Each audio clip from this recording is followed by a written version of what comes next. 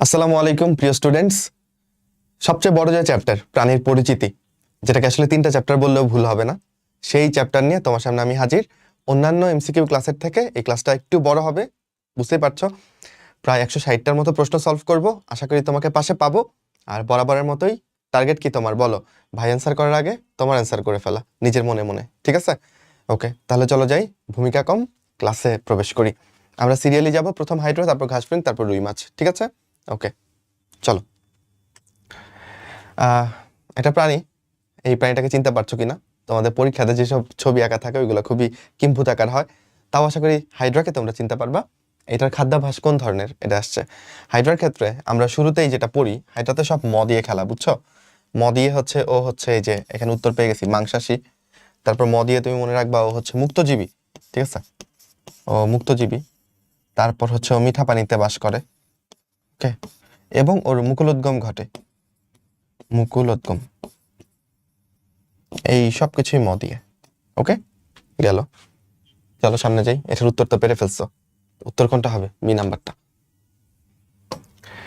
অরীয় প্রতিসাম্যতার উদাহরণ কোনটা? আচ্ছা, এখানে দেখো ভলভক্স দিছে। ভলভক্স কি বলতো?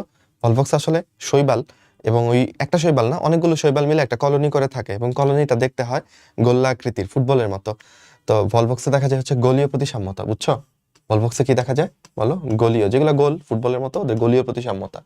আচ্ছা, পিলা গ্লোবোসা, এটা শামুক, এটা তো অপ্রতিসম, বুঝছো? এটা হচ্ছে অপ্রতিসম।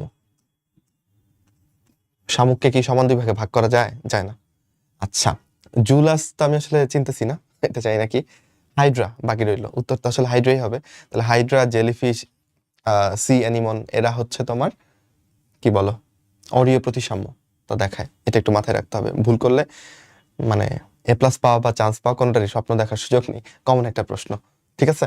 নিডারিয়া পর্বের প্রাণীরা সাধারণত অরীয় প্রতিসাম্যতা দেখায়। কোনটা হাইড্রাতে থাকে না? চলো দেখি। ওদের মেসোডার্ম থাকে না, এটা বদলি মেসোগ্লিয়া থাকে, এটা থাকে। ওদের যে ভেতরের যে গহ্বরটা, যেখানে একই সাথে খাদ্য পরিপাক এবং পরিবহনের কাজ সবকিছুই ঘটে, যেটাকে আমরা গ্যাস্ট্রো ভাস্কুলার ক্যাভিটিও বলি, ওটার আরেক নাম কি বলো, সিলেন্টারন, এইটাও থাকে হাইড্রাতে। মেসোডার্ম এইটা থাকে না ভাই, তাহলে উত্তর কি হবে? সি নাম্বারটা। নিডোসাইটও তো থাকে, তাই না? তাহলে থাকে না হচ্ছে মেসোডার্ম। কোনটা হাইড্রার দেহে দেখা যায়? ওকে, দেখা যাবে কোনটা? মেসোগ্লিয়া দেখা যাবে, ওকে, মেসোগ্লিয়া দেখা যাবে, এটাই হচ্ছে আমাদের উত্তর। মানে ওদের বাইরে, এটা তো দ্বিস্তরী, তোমরা জানো নিডারিয়া পর্বের সব প্রাণীরা দ্বিস্তরী। ওদের হচ্ছে তোমার একটোডার্ম থাকবে, আর হচ্ছে গ্যাস্ট্রোডার্মিস, বা যেটাকে তুমি এন্ডোডার্মিস বলতে পারো, ওইটা থাকবে। মাঝখানে কোনো মেসোডার্ম বলে কিছু নাই, ওকে? ওইখানে যেটা থাকে অকোষীয় একটা স্তর, জেলির মতো, খুবই পাতলা, ওটাকে আমরা মেসোগ্লিয়া বলি, রাইট? হাইড্রার গ্যাস্ট্রোডার্মিসের কোষ কোনটা? তাহলে হাইড্রার যে কোষগুলো সেগুলো তুমি শিখে রাখতে পারো। যে কোষগুলোকে মনে রাখার জন্য আমি একটা মানে লাইন মনে রাখতাম, সেটা হচ্ছে নিজ পয়সায় সংগ্রহ। মানে তোমার বাবা মার অনেক পয়সা আছে, এটাই আসলে তোমার সংগ্রহ, এভাবে চিন্তা করলে হবে না, নিজে কামাইতে হবে, ঠিক আছে? তাহলে নিজ পয়সায় সংগ্রহ। ওকে, এখানে দেখো কোষগুলো আছে, নি দিয়ে হচ্ছে নিডোসাইট, নিডোসাইট, জ দিয়ে হচ্ছে জ্বলন কোষ, ওকে, প দিয়ে হচ্ছে পেশি আবরণী কোষ, পেশি আবরণী কোষ, যেটাকে পুষ্টি কোষও বলা যায় গ্যাস্ট্রোডার্মিসের ক্ষেত্রে। আচ্ছা, পেশি আবরণী কোষ, ওকে। তারপর তোমার সা দিয়ে হচ্ছে স্নায়ুকোষ, স্নায়ুকোষ। ই দিয়ে হচ্ছে ইন্টারস্টিশিয়াল কোষ। কি বলো? ইন্টারস্টিশিয়াল। ইন্টারস্টিশিয়াল কোষের কাজ বোধহয় সবাই পারো, স্টিশিয়াল। এটা অন্য কোষে রূপান্তরিত হতে পারে, এবং এটার মধ্যে একটা ক্ষমতা আছে যে অন্য কোষে রূপান্তরিত হওয়ার, বা হাইড্রার যে পুনরুৎপত্তি ক্ষমতা, এটার পেছনে মূল ব্যাপারটা কি? ওর ইন্টারস্টিশিয়াল কোষ আছে, তাই তো। তুমি হাইড্রা ধরো, এটা যদি একটা হাইড্রা হইতো, তুমি যদি মাঝখান দিয়ে ওকে ভেঙে দাও, তাহলে ওই ভাঙা দুইটা খণ্ড থেকে দুইটা হাইড্রা হয়ে যাবে। তাহলে ওই ভাঙা অংশ থেকে যে নতুন হাইড্রার নতুন পার্টগুলো তৈরি করা, এটার দায়িত্ব পুরোটাই ইন্টারস্টিশিয়াল কোষের। আর এই ক্ষমতাটাকে, একটা কোষের মধ্যে যদি এমন ক্ষমতা থাকে যে সে পূর্ণাঙ্গ একটা প্রাণীতে রূপান্তরিত হতে পারে, সেই ক্ষমতাকে আমরা বলি হচ্ছে টটিপটেন্সি, বুঝছো? তাহলে কোনটা টটিপটেন্ট সেল এখানে? ইন্টারস্টিশিয়াল কোষ। আশা করি পারছো। সং দিয়ে হচ্ছে সংবেদী কোষ, সংবেদী, আর গ্র দিয়ে হচ্ছে গ্রন্থি কোষ। তারপর কোষের নামগুলো আশা করি আর ভুল করব না। এবার সবগুলো কোষই আসলে সবখানে থাকবে।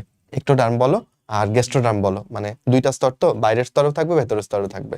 শুধুমাত্র ভেতরের স্তরে এই দুইটা কোষ থাকবে না, নিচ মানে নিডোসাইট আর জনন কোষ, এই দুইটা কোষ শুধুমাত্র এক্টোডার্মের কোষ, এইগুলা ভেতরের স্তরে গ্যাস্ট্রোডার্মে থাকবে না। কেন বলো তো?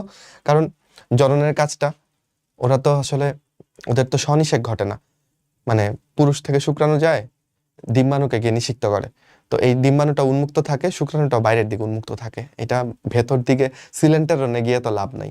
তাহলে জনন কোষটা বাইরের দিকে থাকে, এক্টোডার্মে থাকে, নিডোসাইট দিয়ে সে শিকার ধরে, এইটাও তো পেটের ভেতরে থেকে লাভ নাই, এটাকেও বাইরে উন্মুক্ত রাখতে হবে। তাই এই দুইটা কোষ হচ্ছে এক্টোডার্মে থাকে। ওকে, এবার আসো কি প্রশ্ন করেছে, গ্যাস্ট্রোডার্মিসের কোষ কোনটা? নিডোসাইট থাকবে গ্যাস্ট্রোডার্মে? না। জনন কোষ থাকবে? থাকবে না। প্যারেটাল কোষ বলে তো কোনো কোষের কথা আমরা হাইড্রাতে পড়ি নাই। পুষ্টি কোষ বা পেশি আবরণী কোষ, এইটা কিন্তু গ্যাস্ট্রোডার্মিসের কোষ। বুঝছো? পারলাম? ওকে, হাইড্রার কোন কোষটা কেবলমাত্র বহিস্তরে বিদ্যমান? মাত্রই পড়াইছি, নিচ, তাই না? তাহলে তোমার নিডোসাইট আর হচ্ছে জনন কোষ। দেখো তো এখানে জনন কোষ নাই, নিডোসাইট নাই, নিডোব্লাস্ট আছে। আগেও অনেকবার বলছি, ব্লাস্ট আর সাইটে পার্থক্য কোথায়? ব্লাস্ট হচ্ছে অপরিণত কোষ, মানে একটা বাচ্চা কোষ, কচি কোষ, আর ওইটা পরিণত হওয়ার পর ওইটার নাম হয়ে যাবে সাইট। তাহলে নিডোব্লাস্ট আর নিডোসাইট একই জিনিস, জাস্ট অপরিণত অবস্থায় এটাকে নিডোব্লাস্ট বলছি, পরিণত অবস্থায় নিডোসাইট বলছি। বাট ওদের অবস্থানটা কোথায় হবে বলো? বাইরের স্তরেই, মানে এক্টোডার্মিসেই। বুঝছো? তাহলে উত্তর কি হবে? এ নাম্বারটা। কোনটি হাইড্রার গ্যাস্ট্রোডার্মিসে থাকে না? তাহলে দেখো এই কোষগুলো যদি তুমি না জানো তাহলে কিন্তু হবে না, তাই না? তাহলে নিউরোসাইট থাকবে না গ্যাস্ট্রোডার্মিসে। কিউটিকল সৃষ্টি হয় কোন কোষের নিঃসৃত রসে? তুমি যদি ছবিটা দেখো, তোমার বইতে ছবি আছে, পেশি আবরণী কোষগুলো কেমন জানো? এই যেন একটা এরকম, নিচের দিকটা একটু সরু, উপর দিকটা এরকম মোটা, বুঝছো? তো এই কোষগুলোতে, বুঝছো, এখানে কিছু দেখবা এরকম মিউকাস নিঃসরণ করে এমন কিছু দানা থাকে।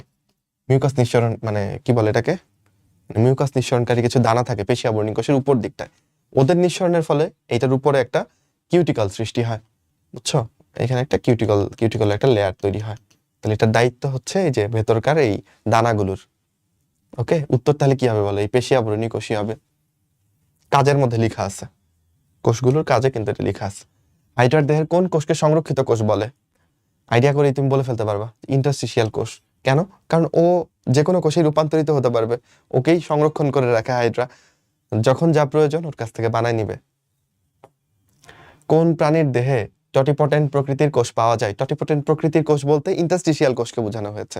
তোমার জানা মতে এটা কোথায় পাওয়া যায়? হাইড্রাতে, সোজা প্রশ্ন। আর ল্যাবিয়া মানে রুই মাছ, পিলা মানে শামুক, আর পৈকিলোসেরাস পিকটাস মানে হচ্ছে ঘাস ফড়িং, কোনোটাতেই আমরা টটিপটেন্ট সেলের কথা পড়ি নাই। নিচের কোন কোষ যে কোনো কোষে পরিণত হতে পারে? একই প্রশ্ন, কোনো ব্যাখ্যা নাই, পারো সবাই। হাইড্রার মুকুল তৈরি করে কোনটা? যে কোনো কিছু নতুন তৈরি করতে গেলে কে হেল্প করবে বলো? ইন্টারস্টিশিয়াল কোষ। জনন কোষ কি করবে বলো? জনন কোষ মানে শুক্রাণু ডিম্বাণু, ওরা জননে কাজ করবে। পুষ্টি কোষ হচ্ছে ওদেরকে মানে আবরণ দিবে, প্লাস এখানে পেশিতন্তু থাকে, প্লাস এখানে পুষ্টি জমা করে রাখতে পারে, তাই না? নিউরোসাইট দিয়ে শিকার করবে। হাইড্রার কোন কোষ বুদবুদ তৈরি করতে পারে? আচ্ছা দেখো, বুদবুদ তৈরি করে মেইনলি হচ্ছে গ্রন্থি কোষ। ওকে, আচ্ছা, ইন্টারস্টিশিয়াল কোষের কাজ বুদবুদ তৈরি করা না, সংবেদী কোষের কাজও বুদবুদ তৈরি করা না। সংবেদী কোষ কি করবে? বাইরের যে কোনো সংবেদ গ্রহণ করবে। আচ্ছা, তাহলে এখানে দুই রকম অপশন আছে, একটা এপিডার্মিসের গ্রন্থি কোষ, একটা এন্ডোডার্মিসের গ্রন্থি কোষ। এপিডার্মিস মানে বাইরের দিকে, আর এন্ডোডার্ম মানে ভেতরের দিকে।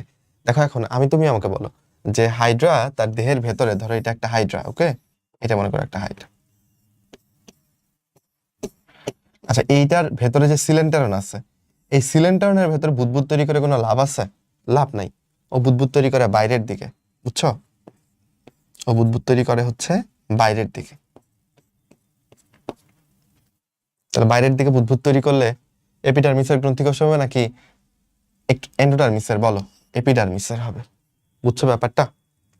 আর যদি এন্ডোডার্মিস দাগাও তাহলে বুদবুদ তৈরি হবে পেটের মধ্যে, মানে সিলেন্টারনের মধ্যে। এটা কোনো মেক সেন্স করে না।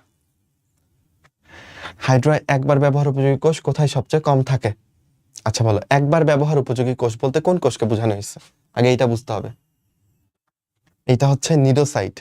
এটা একবার ব্যবহার করলে আর পুনর্ব্যবহার করা যায় না, ওই জায়গাটা আবার রিফিল হবে, ইন্টারস্টিশিয়াল কোষ এসে আরেকটা নিডোসাইট বানাই দিবে, ওকে, তাহলে প্রশ্ন হচ্ছে নিউটোসাইট কোথায় সবচেয়ে কম থাকে? ওকে ফাইন, সবচেয়ে বেশি থাকে হচ্ছে কোর্সিকাতে, এটা জেনে রাখো, তাই না? এখানে সবচেয়ে বেশি। ওকে, আচ্ছা, সবচেয়ে কম থাকবে পাদচাকতিতে, কারণ পাদচাকতি মানে চিনছো তো, হাইড্রার দেহের এইটা হচ্ছে পাদচাকতি। এইখান দিয়ে কি সে শিকার ধরবে কখনো? এইটা দিয়ে সে কোনো একটা গ্রাউন্ডের সাথে আটকে থাকবে, তো এটা দিয়ে সে শিকার ধরে না, এখানে নিউটোসাইট থাকে না বললেই চলে। ওকে, তাহলে সবচেয়ে কম হচ্ছে পাদচাকতিতে আর সবচেয়ে বেশি কোর্সিকাতে। হিপনোটক্সিন কোন কোষে থাকে? নিউটোসাইটের ভেতরে যে বিষটা থাকে ওইটার নাম হিপনোটক্সিন। হিপনোটক্সিন কি দিয়ে তৈরি এটাও তোমরা পারো, তাই না? প্রোটিন এবং ফেনল দিয়ে তৈরি। সোজা প্রশ্ন এগুলো। নিউটোসাইট সবচেয়ে বেশি থাকে কোথায় কোথায় বলো? কোর্সিকা। কোর্সিকার ইংরেজিগুলো শিখে রাখতে পারো, টেন্টাকল। নিউটোসাইট কোষ কোথায় পাওয়া যায়? হাইড্রাতে পাওয়া যায়। টিনিয়া মানে কি বলো? টিনিয়া সোলিয়াম হচ্ছে একটা কৃমি, তাই না? আচ্ছা, পিতা কৃমি মোস্ট প্রবাবলি। কপসিকাস সেলুলারিস কি বলো? কপসিকাস সেলুলারিস হচ্ছে তোমার দোয়েল পাখি, বুঝছো? আর তারপর প্যান্থেরা লিও, এটা কি? প্যান্থেরা লিও হচ্ছে তোমার সিংহ, বা প্যান্থেরা টিগ্রিস বাঘ, ওইগুলাতে নিউটোসাইট পাবা না। হিপনোটক্সিন উপাদান পড়াই ফেলছি, সবাই পারো এটা, প্রোটিন এবং ফেনল। নিডারিয়া পর্বে কত ধরনের নেমাটোসিস দেখা যায়? খেয়াল করো, নিডারিয়া পর্বে নেমাটোসিস, নিডারিয়া পর্ব বললে এখানে হচ্ছে 23 রকমের নেমাটোসিস দেখা যায়। আর যদি হাইড্রা বলে তাহলে হচ্ছে 4 রকম বলবা। নিডারিয়া পর্বের একমাত্র প্রাণী তো হাইড্রা না, এখানে আরো অন্যান্য প্রাণীরাও আছে, জেলিফিশ আছে, তাই না? তো ওই সব মিলাইলে 23 রকমের নেমাটোসিস দেখা যায়। ভালো কথা, নেমাটোসিস্ট হচ্ছে নিডোসাইটের একটা পার্ট, বুঝছো? পুরো কোষটা হচ্ছে নিডোসাইট, আর এটার মাঝখানে ওই যে সূত্রকলা হিপনোটক্সিনওয়ালা পার্টটার নাম নেমাটোসিস্ট। তো নেমাটোসিস্ট নিডোসাইটের একটা পার্ট। হাইড্রায় কোন ধরনের নেমাটোসিস্টে হিপনোটক্সিন ধারণ করে? এই 4 রকমের নেমাটোসিস্ট থাকে, তাই না? এই 4 রকমের নেমাটোসিস্ট থাকে। এর মধ্যে শিকারের গায়ে কোনটা প্রবেশ করাই দিয়ে সে বিষ ঢুকাই দেয়? পেনিট্রেন্ট। কোনো কিছু পেনিট্রেট করা মানে কি বলো? প্রবেশ করা না। আমি যদি তোমাকে একটা ইনজেকশন দিই, তাহলে আমি ইনজেকশনের সুইটা তোমার ভেতরে পেনিট্রেট করলাম, রাইট? হাইড্রা ওইরকম করে শিকারের গায়ে পেনিট্রেট করে, দ্যাটস ওয়াই এটার নাম পেনিট্রেন্ট। আর এটার মধ্য দিয়েই সে হিপনোটক্সিনটা ভেতরে দিয়ে দেয়। বাকিদের কাজগুলো কি বলো? তাহলে উত্তর হবে এটা, ভলভেন দিয়ে সে জড়ায় ধরে শিকারকে। ওকে, স্টেপটোলিন গ্লুটিনেন্ট, এগুলো গ্লু দেখেই বুঝবা যেগুলো দিয়ে আসলে কি করে, সে আটকায়। ওকে, স্টেপটোলিন আর স্টেরিওলিন গ্লুটিনেন্টের মধ্যে পার্থক্য হচ্ছে স্টেপটোলিনে কাটা থাকে আর স্টেরিওলিনে কাটা থাকে না, বুঝছো? তবে এরা শিকারকে আটকাইতে হেল্প করে, আর জড়ায় ধরে হচ্ছে ভলভেন্ট, পেঁচায় ধরে, আর পেনিট্রেট হচ্ছে ভেতরে হিপনোটক্সিন প্রবেশ করায় দেয়। এখানে সবচেয়ে বড় হচ্ছে এই পেনিট্রেন্টটা, সবচেয়ে ছোট হচ্ছে স্টেরিওলিন গ্লুটিনেন্টটা। বার্ব এবং বারবিউল যুক্ত নেমাটোসিস্ট কোনটা? আচ্ছা, বার্ব কোনটা? বার্ব হচ্ছে কাটা, আর বারবিউল হচ্ছে ছোট্ট কাটা, বুঝছো? তাহলে নেমাটোসিস্ট রাখতেছি, মনে করো এটা হচ্ছে তার ওই গহ্বর যেখানে হিপনোটক্সিন থাকে। ওকে, এখানের পরে যে উঁচু করে অংশটা এটার নাম বাট। ওকে, আচ্ছা, বাটের পরে এটা হচ্ছে সূত্রক। তাহলে বাটের মধ্যে বড় কাটা যেগুলো থাকে এগুলোর নাম কি বলো? বার্ব, ঠিক আছে? আর ছোট ছোট কাটা যদি থাকে এটার নাম কি বলো? বারবিউল। তাহলে বার্ব বারবিউল দুইটাই পাবা হচ্ছে তুমি পেনিট্রেন্টের মধ্যে। ওকে, নিচের কোনটা পেনিট্রেন্ট নেমাটোসিস্টের বৈশিষ্ট্য? সূত্রক কাটাযুক্ত না। আঠালো রস ক্ষরণ করবে না, এটা কি আটকায় টাটকায় ফেলবে না, এটা তো প্রবেশ করবে। শীর্ষদেশ বন্ধ থাকলে এদিক দিয়ে হিপনোটক্সিন বেরোবে কেমনে? বাট প্রশস্ত, এটাই সঠিক মনে হচ্ছে আমার। সূত্রক কাটাযুক্ত কার ক্ষেত্রে বলো? সূত্রক কাটাযুক্ত থাকবে হচ্ছে ওই কি বলে এটাকে বলো, স্ট্রেপ্টোলিন গ্লুটিনেন্টের ক্ষেত্রে সূত্রকটা কাটাযুক্ত থাকে। ওকে, কোন নেমাটোসিস্টে হিপনোটক্সিন থাকে? বলছি আগেই, পেনিট্রেন্ট এটা। সবচেয়ে ক্ষুদ্র নেমাটোসিস্ট কোনটা বলবা বলো? স্টেরিওলিন গ্লুটিনেন্ট, এটাই তোমার বইতে লেখা আছে, এটাই সব থেকে ক্ষুদ্র। এদের আরো যেটা নাম আছে কিন্তু, একটা নাম হচ্ছে অ্যাট্রাইকাস আইসোরাইজা, একটা হচ্ছে হলোট্রাইকাস আইসোরাইজা। ওকে, আচ্ছা, এ ট্রাইকাস, ট্রাইকোম মানে হচ্ছে রোম বা কাটা, এ মানে নাই, তাহলে কার কাটা নাই তুমি বলো? 4 নাম্বারটার কাটা নাই, এটা 4 নাম্বার ছিল তোমার বইতে, সিরিয়ালটা এভাবে মনে রাখবা। স্টেরিওলিন সবচেয়ে ছোট্টটা, তাহলে এটাকে বলবা অ্যাট্রাইকাস। কাটা আছে কার? স্ট্রেপ্টোলাইন গ্লুটিনেন্ট, এটা কাটা আছে, তাই এটা হলোট্রাইকাস, হলো মানে আছে। কোন ধরনের নেমাটোসিস সূত্রক চাবুকের ন্যায় কাটাযুক্ত? তাহলে বলো কোনটা? হলোট্রাইকাস, যেটা 3 নাম্বারটা, স্ট্রেপ্টোলিন গ্লুটিনেন্ট। ভলভেন্টের বৈশিষ্ট্য? আচ্ছা, বারবিউল উপস্থিত না, বারবিউল থাকে না। কোনো শ্যাফট থাকে না, না শ্যাফট একটা থাকে, শ্যাফট মানে সূত্রকটা বুঝাইছে বোধহয়, তাই না? এটা ভুল। ক্ষুদ্র ক্ষুদ্র কাঁটা বিদ্যমান না, এটাতে কাঁটা থাকে না। সূত্রকের অগ্রভাগ বদ্ধ, এটা সঠিক। ভলভেন দিয়ে সে কখনোই কিছু প্রবেশ করায় না, পেনিট্রেন্টের মতো। তাহলে এর সূত্রকের আগাটা বন্ধ থাকলে কোনো সমস্যা নেই, ঠিক আছে? এদিক দিয়ে তো কোনো কিছু বের হইতে হবে না, এটা দিয়ে সে পেঁচায় ধরবে। একবার ব্যবহৃত নেমাটোসিস্টের পরিণতি কি হবে? নেমাটোসিস যেটা ব্যবহার হয়ে যায় সেটা ধীরে ধীরে একটোডার্ম থেকে মানে এপিডার্মিস থেকে গ্যাস্ট্রোডার্মিসে প্রবেশ করে ফেলে, পরে নর্মাল এনজাইম টেনজাইম দিয়ে এটা পরিপাক হয়ে যায়, বুঝছো? খাবারের সাথে হজম হয়ে যায়, তোমার বইতে এভাবেই লেখা। তাহলে এটা লিখবো দেহে পরিপাক হয়, ঠিক আছে? ওকে। কোন প্রাণীতে টোটিপোটেন্ট ধরনের কোষ থাকে? এটা তো আগে আসছে, হাইড্রা। কোন কারণে হাইড্রাকে অমর প্রাণী বলা হয় বলো? এই ইন্টারস্টিশিয়াল কোষ আছে বলেই সে পুনরুৎপত্তি করতে পারে, আর এর জন্য সে অমর প্রাণী। মানে তাকে তুমি পুড়িয়ে না ফেললে, তাকে তুমি পা দিয়ে পিষে না ফেললে সে কিন্তু নর্মালি মরবে না, বুঝছো? নিচের কোনটা সঠিক? এপিডার্মিস ভ্রূণীয় এন্ডোডার্ম থেকে উৎপন্ন হয়। এই কি ভয়ঙ্কর কথা! ভ্রূণীয় এক্টোডার্ম থেকে তৈরি হবে এপিডার্মিস। ভুল কথা, এটা সঠিক না। গ্যাস্ট্রোডার্মিস এক্টোডার্ম, একটো মানে তো বাইরে, গ্যাস্ট্রোডার্মিস তো ভেতর দিকে থাকে, এন্ডোডার্ম থেকে গ্যাস্ট্রোডার্মিস আসবে, এটা ভুল কথা। সিলেন্টারন গ্যাস্ট্রোডার্মিস দ্বারা আবৃত, এইটা সঠিক কথা বলছে। সিলেন্টারন মানে ভেতরের গহ্বরটা, রাইট? তাহলে 2 সারি কোষ থাকে, তাই তো? ধরো 1 সারি কোষ, এই কোষগুলা, এগুলাকে কি বলবা? এগুলো হচ্ছে এক্টোডার্মিস, মানে এপিডার্মিসের কোষ মনে করো, ঠিক আছে? আর ধরো আমি হলুদ কালারে দেখাচ্ছি যেটা, সেটা হচ্ছে মনে করো গ্যাস্ট্রোডার্মিসের কোষ। তাহলে তুমি বলো সিলেন্টারন কোনটা? এইটা। তাহলে সিলেন্টারন কোন কোষ দিয়ে ঢাকা আছে? ভেতরের দিকের কোষগুলো, গ্যাস্ট্রোডার্মিস দিয়ে। এটা কি সঠিক মনে হচ্ছে? সিলেন্টারন সিলোমিক তরল দ্বারা পূর্ণ থাকে না, একদম ভুল কথা। ওরা কি সিলোমেট? ওদের তো কোনো সিলমই নাই। সিলেন্টারনকে কখনো সিলম বলা যাবে না, তাহলে এখানে সিলোমিক তরলও থাকবে না। প্রাণীর টিস্যু রসে কোন উপাদান থাকলে হাইড্রা তাকে শিকার করে? আচ্ছা, এটা হচ্ছে গ্লুটাথিয়ন। গ্লুটাথিয়ন হচ্ছে একটা ট্রাইপেপটাইড, 3টা অ্যামাইনো অ্যাসিড দিয়ে তৈরি। এটা স্কিনে থাকে এবং এইটার জন্য হাইড্রা আসলে তার শিকারের প্রতি আকৃষ্ট হয়, বুঝছো? উত্তর হচ্ছে কি বলো? গ্লুটাথিয়ন। হাইড্রার বহিঃকোষীয় পরিপাক কোথায় সংঘটিত হয়? কোষের বাইরে যে পরিপাক, এটা কোথায় হবে বলো? সে তো খাবে মুখ দিয়ে, মুখ দিয়ে খাবারটা কোথায় গেল? সিলেন্টারনে গেল। সেখানে যে পরিপাক হবে সেটাই তো বহিঃকোষীয় পরিপাক। তারপর হচ্ছে তার যে গ্রন্থি কি ক্ষণপদীয় কোষগুলো আছে, সেই কোষগুলো এই বহিঃকোষীয় পরিপাক শেষে যে অবশিষ্ট থাকবে সেগুলো ক্ষণপদ দ্বারা কোষের ভেতরে প্রবেশ করাবে। তারপর সেখানে ক্ষণপদীয় কোষের ভেতরে অন্তঃকোষীয় পরিপাক ঘটবে, তাই না? বুঝতেছো?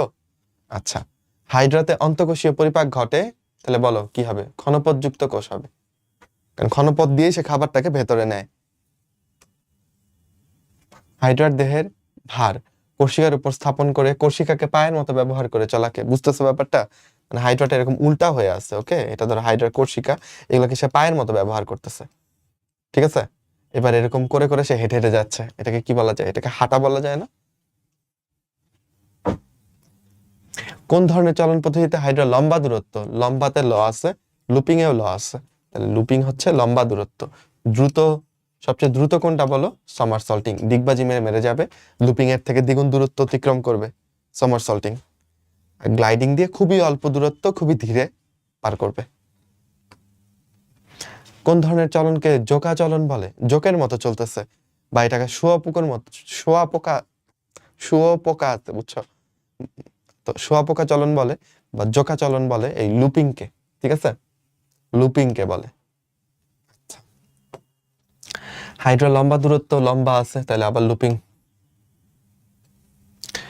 কোন প্রক্রিয়া হাইড্রা দ্রুত চলে? সামারসল্টিং। ধীর গতির চলন, ওকে, এটা নিয়ে একটু কনফিউশন আছে। লুপিং এটাও ধীর গতির, বুঝছো? আবার ধরো গ্লাইডিং, এটাও খুব ধীর গতির, ঠিক আছে? এখন এটার উত্তর আসলে কি দিব, বিট কনফিউজড। লুপিংটা ধীর গতির, বুঝছো? দ্রুত যাবে সামারসল্টিং এ, আর লুপিং এ ধীরে যাবে, বাট অনেকখানি দূরে যাবে সে। কিন্তু গ্লাইডিংটা অত্যধিক মাত্রায় ধীর গতির আসলে, বুঝছো? তো এটার আনসারটা আমি করতেছি না, এটা তোমরা একটু নিজেরা সার্চ করো, অন্য কোনো বইতে স্পেসিফিকলি এটা লেখা আছে কিনা, যে ধীর গ্লাইডিং এ লেখা আছে যেটা খুব খুব ধীরে চলে। এটা লুপিং এ ওইভাবে ডিরেক্টলি লেখা নাই। এগুলো হচ্ছে কি আগের বইগুলোতে, অনেক আগের এডিশনে, এগুলো তো অনেক আগের বোর্ড কোশ্চেন, কবের এটা কে জানে। তো আগের বইটাতে এমন ছিল। লুপিং এর ক্ষেত্রে লেখা ছিল যে এটা ধীর গতির চলন, এখন বইটাতে লেখা নাই। এখন এগুলো অ্যান্সার করা একটু কঠিন হয়ে গেছে আমাদের জন্য, বুঝছো? আচ্ছা, কোন পর্বে অযৌন এবং যৌন দুইভাবেই প্রজনন সম্পন্ন হয়? রুই মাছের কি অযৌন জনন আছে? না, যৌন জনন। ঘাসফড়িং, মৌমাছি এরা সবাই যৌন জনন করে, ঠিক আছে? মৌমাছির ক্ষেত্রে পার্থেনোজেনেসিস বলে আরেকটা জনন আছে, ওইটাকে যৌন বা অযৌন কোনোটাই বলা যায় না, আলাদা টাইপের। ওকে, তাহলে উত্তর হবে হাইড্রা। হাইড্রার ক্ষেত্রে মুকুলোদ্গম যে হয় এটা একটা অযৌন প্রজনন, বুঝছো? বা ধরো হাইড্রার যে পুনরুৎপত্তি ক্ষমতা, এটাও তো এক ধরনের কি মানে সংখ্যা বৃদ্ধি হচ্ছে না, এটাকে অযৌন জনন বলতে পারো। আর যৌন জননও তো হয়, তাহলে দুইটাই হয়। কোন কোষে হাইড্রার জননাঙ্গ সৃষ্টি করে? আচ্ছা, কোন কোষ হাইড্রার জননাঙ্গ সৃষ্টি করবে? ইন্টারস্টিশিয়াল কোষ। অন্য যে কোনো কিছু তৈরি করা তো ওরই দায়িত্ব। হাইড্রার পুনরুৎপত্তি ক্ষমতার কথা উল্লেখ করেন কে বলো? আব্রাহাম ট্র্যামলে, তাই না? আর হাইড্রা নামটা কি দিচ্ছেন কে? Carolus Linnaeus. আচ্ছা, হ্যাকেল কি করছিল? আচ্ছা, এইগুলো এই চ্যাপ্টারের কিছু না। হ্যাকেল হচ্ছে কি বলে এটাকে, আরে থিওরিটার নাম ভুলে গেলাম, মনে পড়তেছে না, জিনতত্ত্ব দেখে ফেলে তো। পুনরাবৃত্তি থিওরি না কি যেন নামটা, আচ্ছা যাই হোক, পুনরুৎপত্তি দেখে এটার নামটা আসতেছে না, যাই হোক। ভাইসম্যান হচ্ছে নব্য ডায়নিজম, এটা প্রদান করছেন। আর ল্যামার্ক তো হচ্ছে ওই বায়োলজি শব্দের প্রবর্তক, মেরুদণ্ডী অমেরুদণ্ডী দুই ভাগে ভাগ করছেন প্রাণী জগৎকে। ওকে, আচ্ছা, হাইড্রার যৌন জননের ক্ষেত্রে নিম্নের কোনটা সঠিক? ওকে, এটার ক্ষেত্রে তুমি যেটা মনে রাখবা, ঠিক আছে? আচ্ছা, তো আলটিমেট এখানে দেখো কিছু সিকোয়েন্স দিয়েছে, এই সিকোয়েন্সগুলো ইম্পর্টেন্ট। মানে যৌন জননের ক্ষেত্রে প্রথমে তো শুক্রাণু তৈরি করতে হবে, যেটাকে আমরা বলি, বলো কি, স্পারমাটোজেনেসিস। ডিম্বাণু তৈরি করতে হবে, এটাকে বলি ওজেনেসিস। তো এই ক্রমগুলো আসে, এই ক্রমগুলোর ক্ষেত্রে দেখো শেষের দুইটা সবাই বোধহয় পারো। শেষে কি? শেষে হচ্ছে শুক্রাণু তৈরি হবে বা স্পার্ম, তাই না? আমি একটু স্পারমাটোজেনেসিসটা পড়াই নিচ্ছি। শুক্রাণু, বা এটাকে তুমি ইংরেজিতে বলতেছো স্পার্ম, রাইট? আচ্ছা, গেল। এটার আগের দশাটার নাম কি? এটার আগের দশাটার নাম হচ্ছে স্পারমাটিড। স্পারমাটিড। ভাই, দুইটার মধ্যে পার্থক্য কি? স্পারমাটিডের মধ্যে এরকম, সরি, স্পারমাটিডের মধ্যে স্বর্ণটিড জাস্ট এরকম কোষ, বুঝছো? কিন্তু এই কোষগুলোতে যখন এই লেজ যুক্ত হবে, সচল হবে তারা, তখন এটার নাম হচ্ছে স্পার্ম। আমি কি বুঝাইতে পারছি ডিফারেন্সটা? স্পারমাটিড থেকে স্পার্ম হওয়ার প্রক্রিয়ার নাম কি জানো? স্পারমিওজেনেসিস। কি বলো? স্পারমিওজেনেসিস। খেয়াল করো, এই স্পার্ম তৈরির সমগ্র প্রক্রিয়া, বড় প্রক্রিয়ার নাম হচ্ছে স্পারমাটোজেনেসিস। সেই স্পারমাটোজেনেসিসের একটা স্টেপের নাম হচ্ছে স্পারমিওজেনেসিস। লাস্ট স্টেপটার নাম স্পারমিওজেনেসিস। ক্লিয়ার ব্যাপারটা? আচ্ছা, তাহলে এটা শুরু হয় কোত্থেকে? এটা বেসিক্যালি শুরু হয় হচ্ছে তোমার জনন মাতৃকোষ থেকে, ঠিক আছে? তাহলে কই লিখবো? ধরো এখানে লিখি জনন মাতৃকোষ, তাই তো? আচ্ছা, এই মাতৃকোষের পরে স্পারমাটোগোনিয়া হবে, স্পারমাটোসাইট হবে। আমার নিজেরই উল্টাপাল্টা লাগতো ছোটবেলায়, তোমাদেরকে কি বলবো? তো কোনটা আগে হবে কোনটা পরে হবে বলো? দেখো, এখানে তুমি একটু গোসা মনে রাখবা, গোসা করবা। গোসা মানে বুঝো না? গোসা করা মানে কি? অভিমান করা। তাহলে এই গদি হচ্ছে গনিয়া আর সাদি হচ্ছে সাইট। তাহলে জনন মাতৃকোষ থেকে প্রথমে হবে স্পারমাটোগোনিয়া, হ্যাঁ। আর যদি এটা তুমি ডিম্বাণু বানাইতা, তখন এটা স্পারমাটোগোনিয়া না হয়ে উগোনিয়া হইতো, স্পারমাটোসাইট না হয়ে উসাইট হইতো, বুঝছো? আচ্ছা, এই আর কি। দেন স্পারমাটোসাইট থেকে স্পারমাটিড হবে, এন্ড দেন শুক্রাণু হবে। এই পুরো প্রক্রিয়ার নাম হচ্ছে স্পারমাটোজেনেসিস। জাস্ট লাস্ট স্টেপটার নাম হচ্ছে স্পারমিওজেনেসিস। ডান? আচ্ছা, দেখি তাইলে নিচের কোনটা সঠিক। তাহলে দেখো, এখানে স্পারমাটোগোনিয়ার পরে স্পারমাটিড, তারপর স্পারমাটোসাইট, তাহলে তো ভুল লিখছে, তাই না? আমি তো জানি গনিয়ার পরে আসবে হচ্ছে সাইট, তারপরে স্পারমাটিড এবং শুক্রাণু, এটা ভুল, বাদ। প্রতিকূল পরিবেশে সংঘটিত হয়। হাইড্রার যৌন জননটা হয় হচ্ছে মোস্ট প্রবাবলি শীতকালে, বুঝছো? তো শীতকাল সমস্ত প্রাণীর জন্যই একটা প্রতিকূল সময়। আচ্ছা, এটাকে আমরা অ্যাপারেন্টলি রাইট ধরে নিচ্ছি। সি নাম্বারে কি লিখছে? পরিণত ডিম্বাণুর চারদিকে কাইটিনের আবরণ, না রে, এটা কাইটিন না, এটা হবে হচ্ছে জিলাটিনের আবরণ থাকে, ঠিক আছে? পরিণত ডিম্বাণুটা মানে উন্মুক্ত থাকে, কোনো কিছু দিয়ে যে আবৃত থাকবে এরকম না, কারণ শুক্রাণু এসে ওকে নিষিক্ত করবে।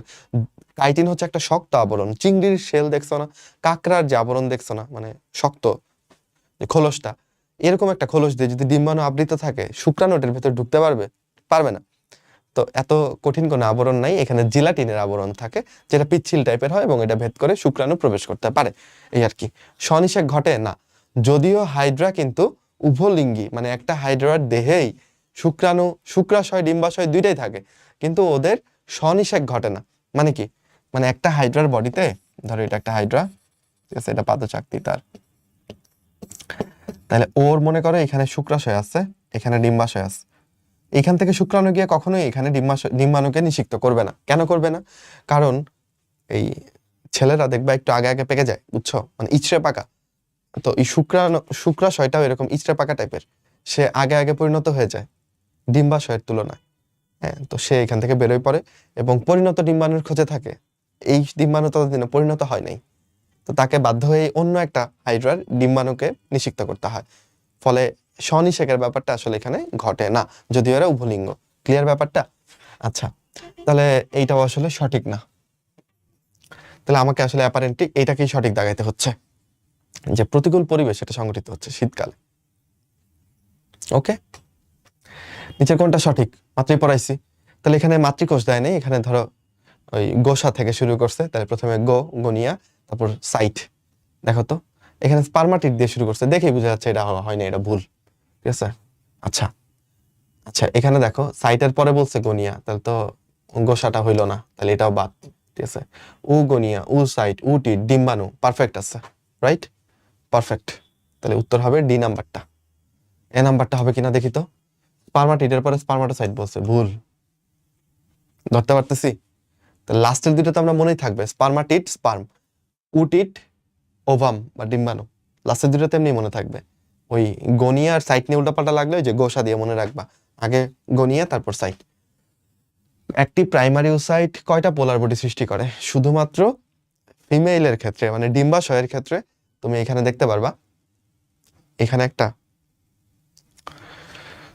অসম সাইটোপ্লাজমের বিভাজন হয়, বুঝছো? যখন মিওসিসটা হয় তখন হচ্ছে তোমার একটা উটিড অনেকখানি শুক্রাণু নিয়ে, অনেকখানি সাইটোপ্লাজম নিয়ে নেয়, আর তিনটা হচ্ছে অনেক কম সাইটোপ্লাজম পায়, এর আলটিমেটলি টিকে না। এই তিনটার নাম হচ্ছে পোলার বডি। তাহলে একটা উটিড ফাইনালি যেটা ওভাম হবে সেটা হচ্ছে, আর তিনটা হচ্ছে পোলার বডি হচ্ছে। তাহলে পোলার বডি কি চিনছো? এই তিনটা, এই পোলার বডি পরে নষ্ট হয়ে যাবে। ওকে, কোনটা মিথজীবী? দেখো তো কোন হাইড্রাটা মিথজীবীতা দেখায়? ক্লোরোহাইড্রা ভিরিডিসিমা, তাই না? এটার সাথে এটা ক্লোরোহাইড্রা ভিরিডিসিমা কিন্তু আসলে সবুজ রঙের না, বুঝছো, কিন্তু এটার ভেতরে একটা শৈবাল আশ্রয় নেয়, সেই শৈবালের জন্য সে আসলে এরকম সবুজ দেখায়। ওকে, হাইড্রার নাইট্রোজেন গঠিত বর্জ্য থেকে শৈবাল কিসের চাহিদা পূরণ করে? নাইট্রোজেন পূর্ণ কোনটা বলো তো? নাইট্রোজেন লাগবে এখানে কোনটা বানাইতে?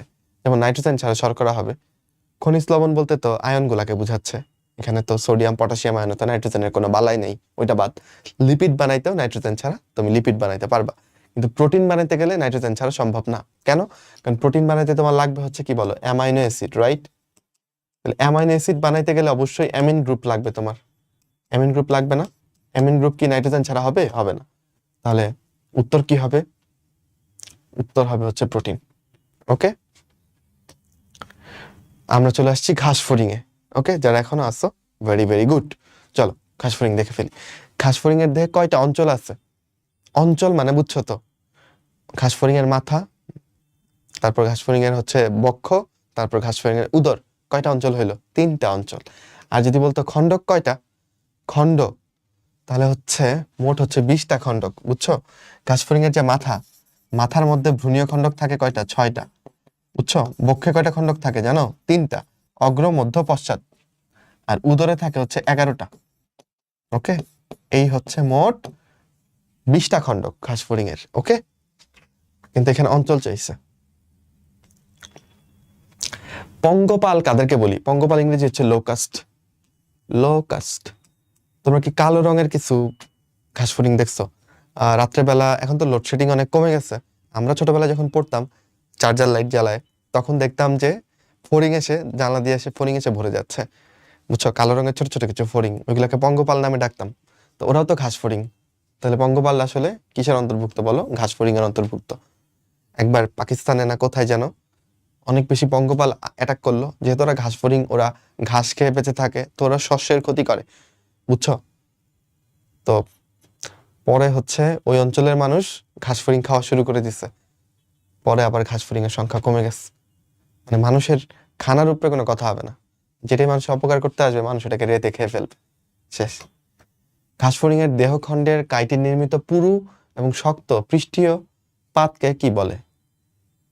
আচ্ছা, কাইটিন নির্মিত পুরু ও শক্ত পৃষ্ঠীয় যেহেতু বলছে, বুঝছো, পৃষ্ঠীয় যেহেতু বলছে,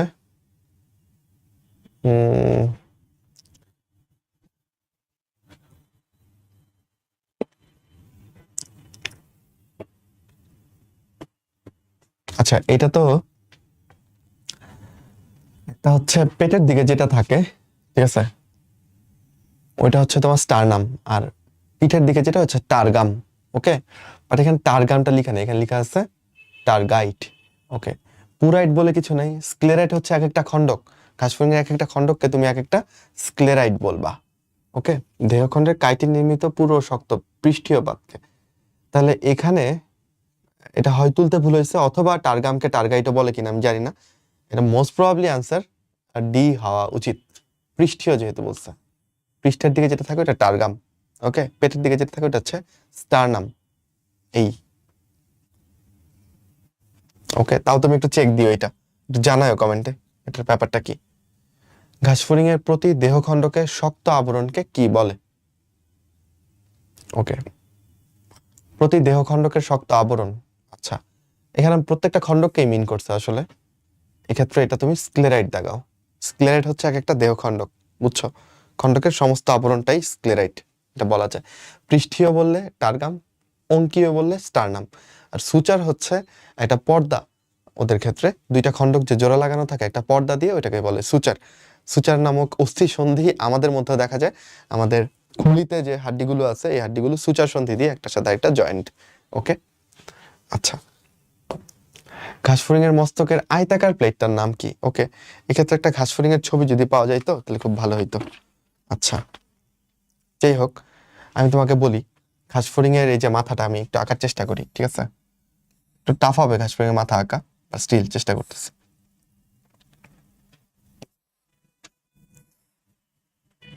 আচ্ছা, যাই হোক, মনে করো এটা একটা ঘাসফড়িং। ওকে, আচ্ছা এটা ওর বক্ষ, এটার মাথা, মাথার এই দিকে একদম চান্দিতে ত্রিকোণাকার একটা অঞ্চল থাকে, ঠিক আছে, ত্রিকোণাকার অঞ্চল থাকে, এটার নাম হচ্ছে ভার্টেক্স, মাথার চান্দিটার নাম, ঠিক আছে। ভার্টেক্সের নিচে এখানে একটা প্রশস্ত একটা অঞ্চল থাকে, এই অঞ্চলটা, এটার নাম হচ্ছে ফ্রন্স। আমি যদি একটা ঘাসফড়িং হইতাম তাহলে আমার চান্দিটার নাম হইতো ভার্টেক্স, আমার কপালটার নাম হইতো ফ্রন্স। ওকে, আচ্ছা, আর দুই পাশে কি থাকতে বলো? জেনা। এই যে এই দুই পাশের এই অঞ্চলটা হচ্ছে কি বলো, এটা একটা, আর ওই পাশে আরেকটা, এটা হচ্ছে জেনা, ঠিক আছে। আচ্ছা, তার নিচে আয়তাকার একটা প্লেট থাকে চারকোনা, এটার নাম হচ্ছে ক্লাইপিয়াস। এখানে ওই আয়তাকার প্লেটটাই জানতে চাইছে, উত্তর কি হবে বলো? ডি নাম্বার, ক্লাইপিয়াস, এটি হবে সঠিক উত্তর। ওকে, কপালের চওড়া অংশকে কপাল তৈরি করে কোনটা? ফ্রন্স। ঘাসফড়িং এর মস্তকের অংশ, আচ্ছা দেখো ল্যাসিনিয়া এটা কই থাকে? ঘাসফড়িং এর যে মুখপাঙ্গ ম্যাক্সিলা, ওইখানে থাকে ল্যাসিনিয়া, নখরযুক্ত ল্যাসিনিয়া। ওকে, আচ্ছা ট্রোকান্টর কই থাকে? পায়ে। ঘাসফড়িং এর পায়ে কক্সা থাকে, তারপর ট্রোকান্টর থাকে, তারপর ফিমার থাকে, তাহলে এগুলো সব পায়ের জিনিস, কক্সা ট্রোকান্টর। ল্যাসিনিয়া হচ্ছে মুখপাঙ্গের জিনিস। মস্তকের অংশ কোনটা? জেনা, গাল, ঘাসফড়িং এর যে গালটা। ঘাসফড়িং এর মাথার স্ক্লেরাইট কোনটা? মাথার অংশ কোনটা? ভার্টেক্স, এটি তো মাথার অংশ, প্রথমেই পেয়ে গেছি। আর স্টারনাম টারগাম এগুলো তো মাথায় থাকে না, ঠিক আছে, এগুলা বক্ষ এবং উদরে থাকে। ল্যাবিয়াম এটা একটা মুখপাঙ্গের নাম। মস্তকে ওসেলাস কয়টা থাকে? ওসেলাস হচ্ছে সরলাক্ষী, ওসেলাস থাকে ওর তিনটা, ঠিক আছে, মস্তকে তিনটা ওসেলাস থাকে। আর যদি বলতো পুঞ্জাক্ষী কয়টা থাকে, তাহলে বড় বড় দুইটা পুঞ্জাক্ষী থাকে কালো রঙের, বুঝছো, যেগুলো ওমাটিডিয়াম দিয়ে তৈরি। এক একটা পুঞ্জাক্ষীতে প্রায় 2000 করে ওমাটিডিয়াম থাকে। এখানে ওইটার কথা বলে না, এখানে সরলাক্ষীর কথা বলছে, ওসেলাসের কথা বলছে, তিনটা থাকে। কার্ডো কোন, আচ্ছা এটা তাহলে একটু তোমাকে একেই দেখাইতে হচ্ছে। ওকে, আমি একটু ম্যাক্সিলাটা আঁকি। ওকে, ম্যাক্সিলার ক্ষেত্রে অনেকগুলা খণ্ডক থাকে, গোড়ার দিকের যে খণ্ডকটা এটার নাম হচ্ছে কার্ডো। ওকে, তারপরেরটা হচ্ছে তোমার স্টাইপস, এবং তারপরেরটা হচ্ছে তোমার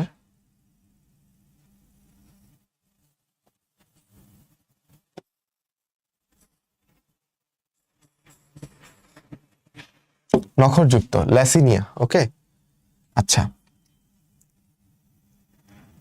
এরপরে তোমার আছে হচ্ছে এদিকে হচ্ছে এটার নাম হচ্ছে পালপিফার, তারপর একটা ঢাকনির মতো থাকে হচ্ছে গ্যালিয়া। এই পালপিফার থেকে পাল্প বের হয়, ম্যাক্সিলারি পাল্প, যেটা 5 খণ্ডক, 3 4 5। ওকে, এই হচ্ছে একটা ম্যাক্সিলা। তাহলে কি কি নাম বললো ভাই বলো তো, কঠিন লাগতেছে? এটার নাম হচ্ছে কার্ডো। কার্ডো, ওকে, একদম গোড়ারটা।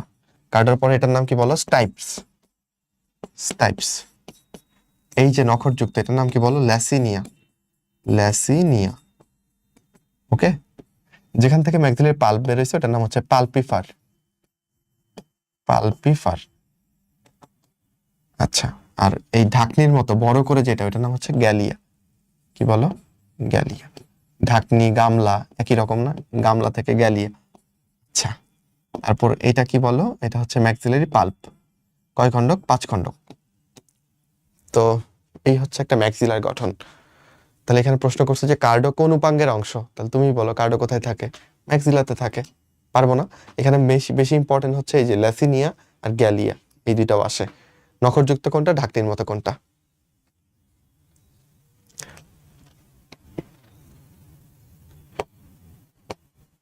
এন্ড দেন ঘাসফড়িং এর ল্যাসিনিয়া পাওয়া যায়, এই দেখো এখন তো পারবা, ম্যাক্সিলাতে ল্যাসিনিয়া পাওয়া যায়, নখরযুক্ত ল্যাসিনিয়া। ল্যাসিনিয়া কোন উপাঙ্গের অংশ? ম্যাক্সিলার অংশ। ম্যাক্সিলারি পাল্পের কাজ কি? খুবই ডিস্টিংটিভ অপশন দিছে, যেটা মানে খুবই পার্থক্য করা যায় সহজেই। রেচনে সহযোগিতা করবে মালপিজিয়ান নালিকা, এখানে ম্যাক্সিলারি পাল্প কি করবে? দর্শনে সহযোগিতা করবে ওমাটিরিয়াম বা ওসেলি বা পুঞ্জাক্ষী, এখানে তো ম্যাক্সিলারি পাল্পের কাজ নাই। পাল্পটা চিনছো তো? আচ্ছা, শ্বসনে সহযোগিতা করা ওর কাজ না, তাহলে খাদ্যের স্বাদ গ্রহণ করা ওর একটা কাজ। ঠিক আছে, ম্যাক্সিলারি পাল্পের একটা কাজ খাদ্যের স্বাদ গ্রহণ করা। ঘাসফড়িং এর বক্ষ অঞ্চলে কত জোড়া শ্বাসরন্ধ্র থাকে? ওর মোট শ্বাসরন্ধ্র হচ্ছে 10 জোড়া, এর মধ্যে 2 জোড়া থাকে বক্ষ অঞ্চলে, 8 জোড়া থাকে হচ্ছে উদর অঞ্চলে। ওকে, বক্ষ অঞ্চলে কোথায় থাকে ভাই? ওর তো 3টা বক্ষ, তাই না? অগ্র, মধ্য, পশ্চাৎ, 3টা বক্ষ। তো অগ্র আর মধ্যের সংযোগস্থলে 1 জোড়া, মধ্য আর পশ্চাতের সংযোগস্থলে আরেক জোড়া, তাহলে মোট কয় জোড়া হলো? 2 জোড়া। আর বাকি 8 জোড়া কই থাকে? উদরে। প্রথম 8টা উদরীয় খণ্ডকে থাকবে, বুঝছো? তাহলে এগুলো মনে করো উদরের খণ্ডক।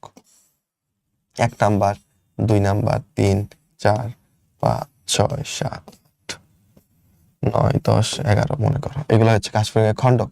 আচ্ছা ভালো কথা, 1 নাম্বার উদরীয় খণ্ডকে কিন্তু এটার নাম কি বলো? এটার নাম হচ্ছে টিম্পেনাম। হ্যাঁ, এটা দিয়েও শুনে এই শ্রবণ অঙ্গটা প্রথম উদরীয় খণ্ডকে থাকে। আর কি থাকবে? এগুলো কি? এগুলো হচ্ছে স্পাইরাকল বা শ্বাসরন্ধ্র। এই প্রথম 8টার ক্ষেত্রে 8টা। ওকে, এই পাশে যেটা আছে অপর পাশেও তো আছে, তাই জোড়া। তাহলে মোট কয় জোড়া আছে ভাই? 10 জোড়া। এর মধ্যে বক্ষে কয় জোড়া? বক্ষে হচ্ছে 2 জোড়া, উদরে 8 জোড়া। মনে থাকবে? ওকে। পতঙ্গের পায়ের কক্সা পরবর্তী অংশ কোনটা?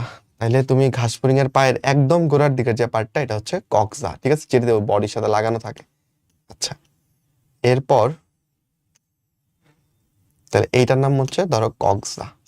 ঠিক আছে, ফিমারের এই যে গোড়াটা, এখানে থাকে হচ্ছে ট্রোকান্টার, যেটা মানুষেরও থাকে। মানুষের ফিমারেও কি থাকে? ট্রোকান্টার থাকে। ওকে, তারপর এটা হচ্ছে কি বলো? এটা হচ্ছে ফিমার। ওকে, ফিমারের পরে কি বলো? ফিমারের পরে এটা হচ্ছে তার টার্সাস, না সরি, এটা হচ্ছে টিবিয়া। এটা হচ্ছে টিবিয়া। ঠিক আছে, এই টিবিয়ার মধ্যে কিছু নখের মতো থাকে, এটাকে বলে হচ্ছে টার্সাস। এক একটা অংশকে বলে টার্সোমিয়ার। এই হচ্ছে সিকোয়েন্স আর কি। তাহলে কক্সা পরবর্তী অংশ কোনটা হইলো? ট্রোকান্টার হইলো না? বলো, পারছো? পায়ের অংশ কোনটা? এলিট্রা হচ্ছে প্রথম জোড়া ডানা, যেটা উইং কাভার বলি আমরা, যেটা দ্বিতীয় জোড়া ডানাকে ঢেকে রাখে, উঠতে হেল্প করে না, তো এটা পায়ের অংশ না। কক্সা হচ্ছে পায়ের অংশ। পায়ের গঠনের সঠিক ক্রম তাহলে কক্সা দিয়ে শুরু, তাই না? আচ্ছা, ট্রোকান্টর দিয়ে শুরু হইতে পারে, সমস্যা নেই, কিন্তু ট্রোকান্টরের পর কক্সা, এটা আগেই বাদ। ঠিক আছে, আচ্ছা ট্রোকান্টরের অনেক পরে কক্সা, এটাও বাদ। ওকে, তাহলে দেখো কক্সার পরে কি ফিমার চলে আসবে, নাকি কক্সার পরে ট্রোকান্টর তারপর ফিমার? তাহলে ক নাম্বারটা কি সঠিক মনে হচ্ছে? নিচের কোনটা ঘাসফড়িং এর পায়ের অংশ? আবার একই প্রশ্ন আগে আসছে। ঘাসফড়িং এর প্রধান শ্রবণাঙ্গ কোন খণ্ডকে? প্রধান শ্রবণাঙ্গের নাম হচ্ছে টিম্প্যানাম, যেটা প্রথম উদরীয় খণ্ডকে থাকে।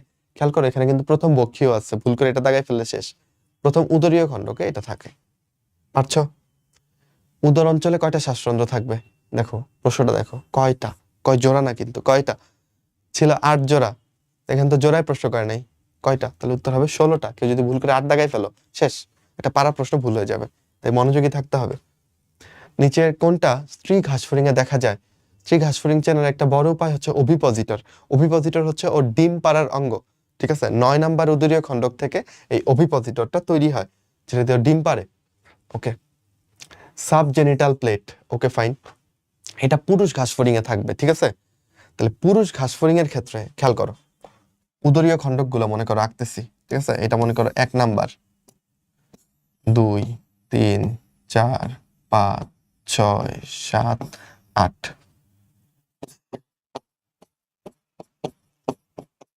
ঠিক আছে, আচ্ছা এবার আসো, এগুলো অন্য রঙে আঁকি।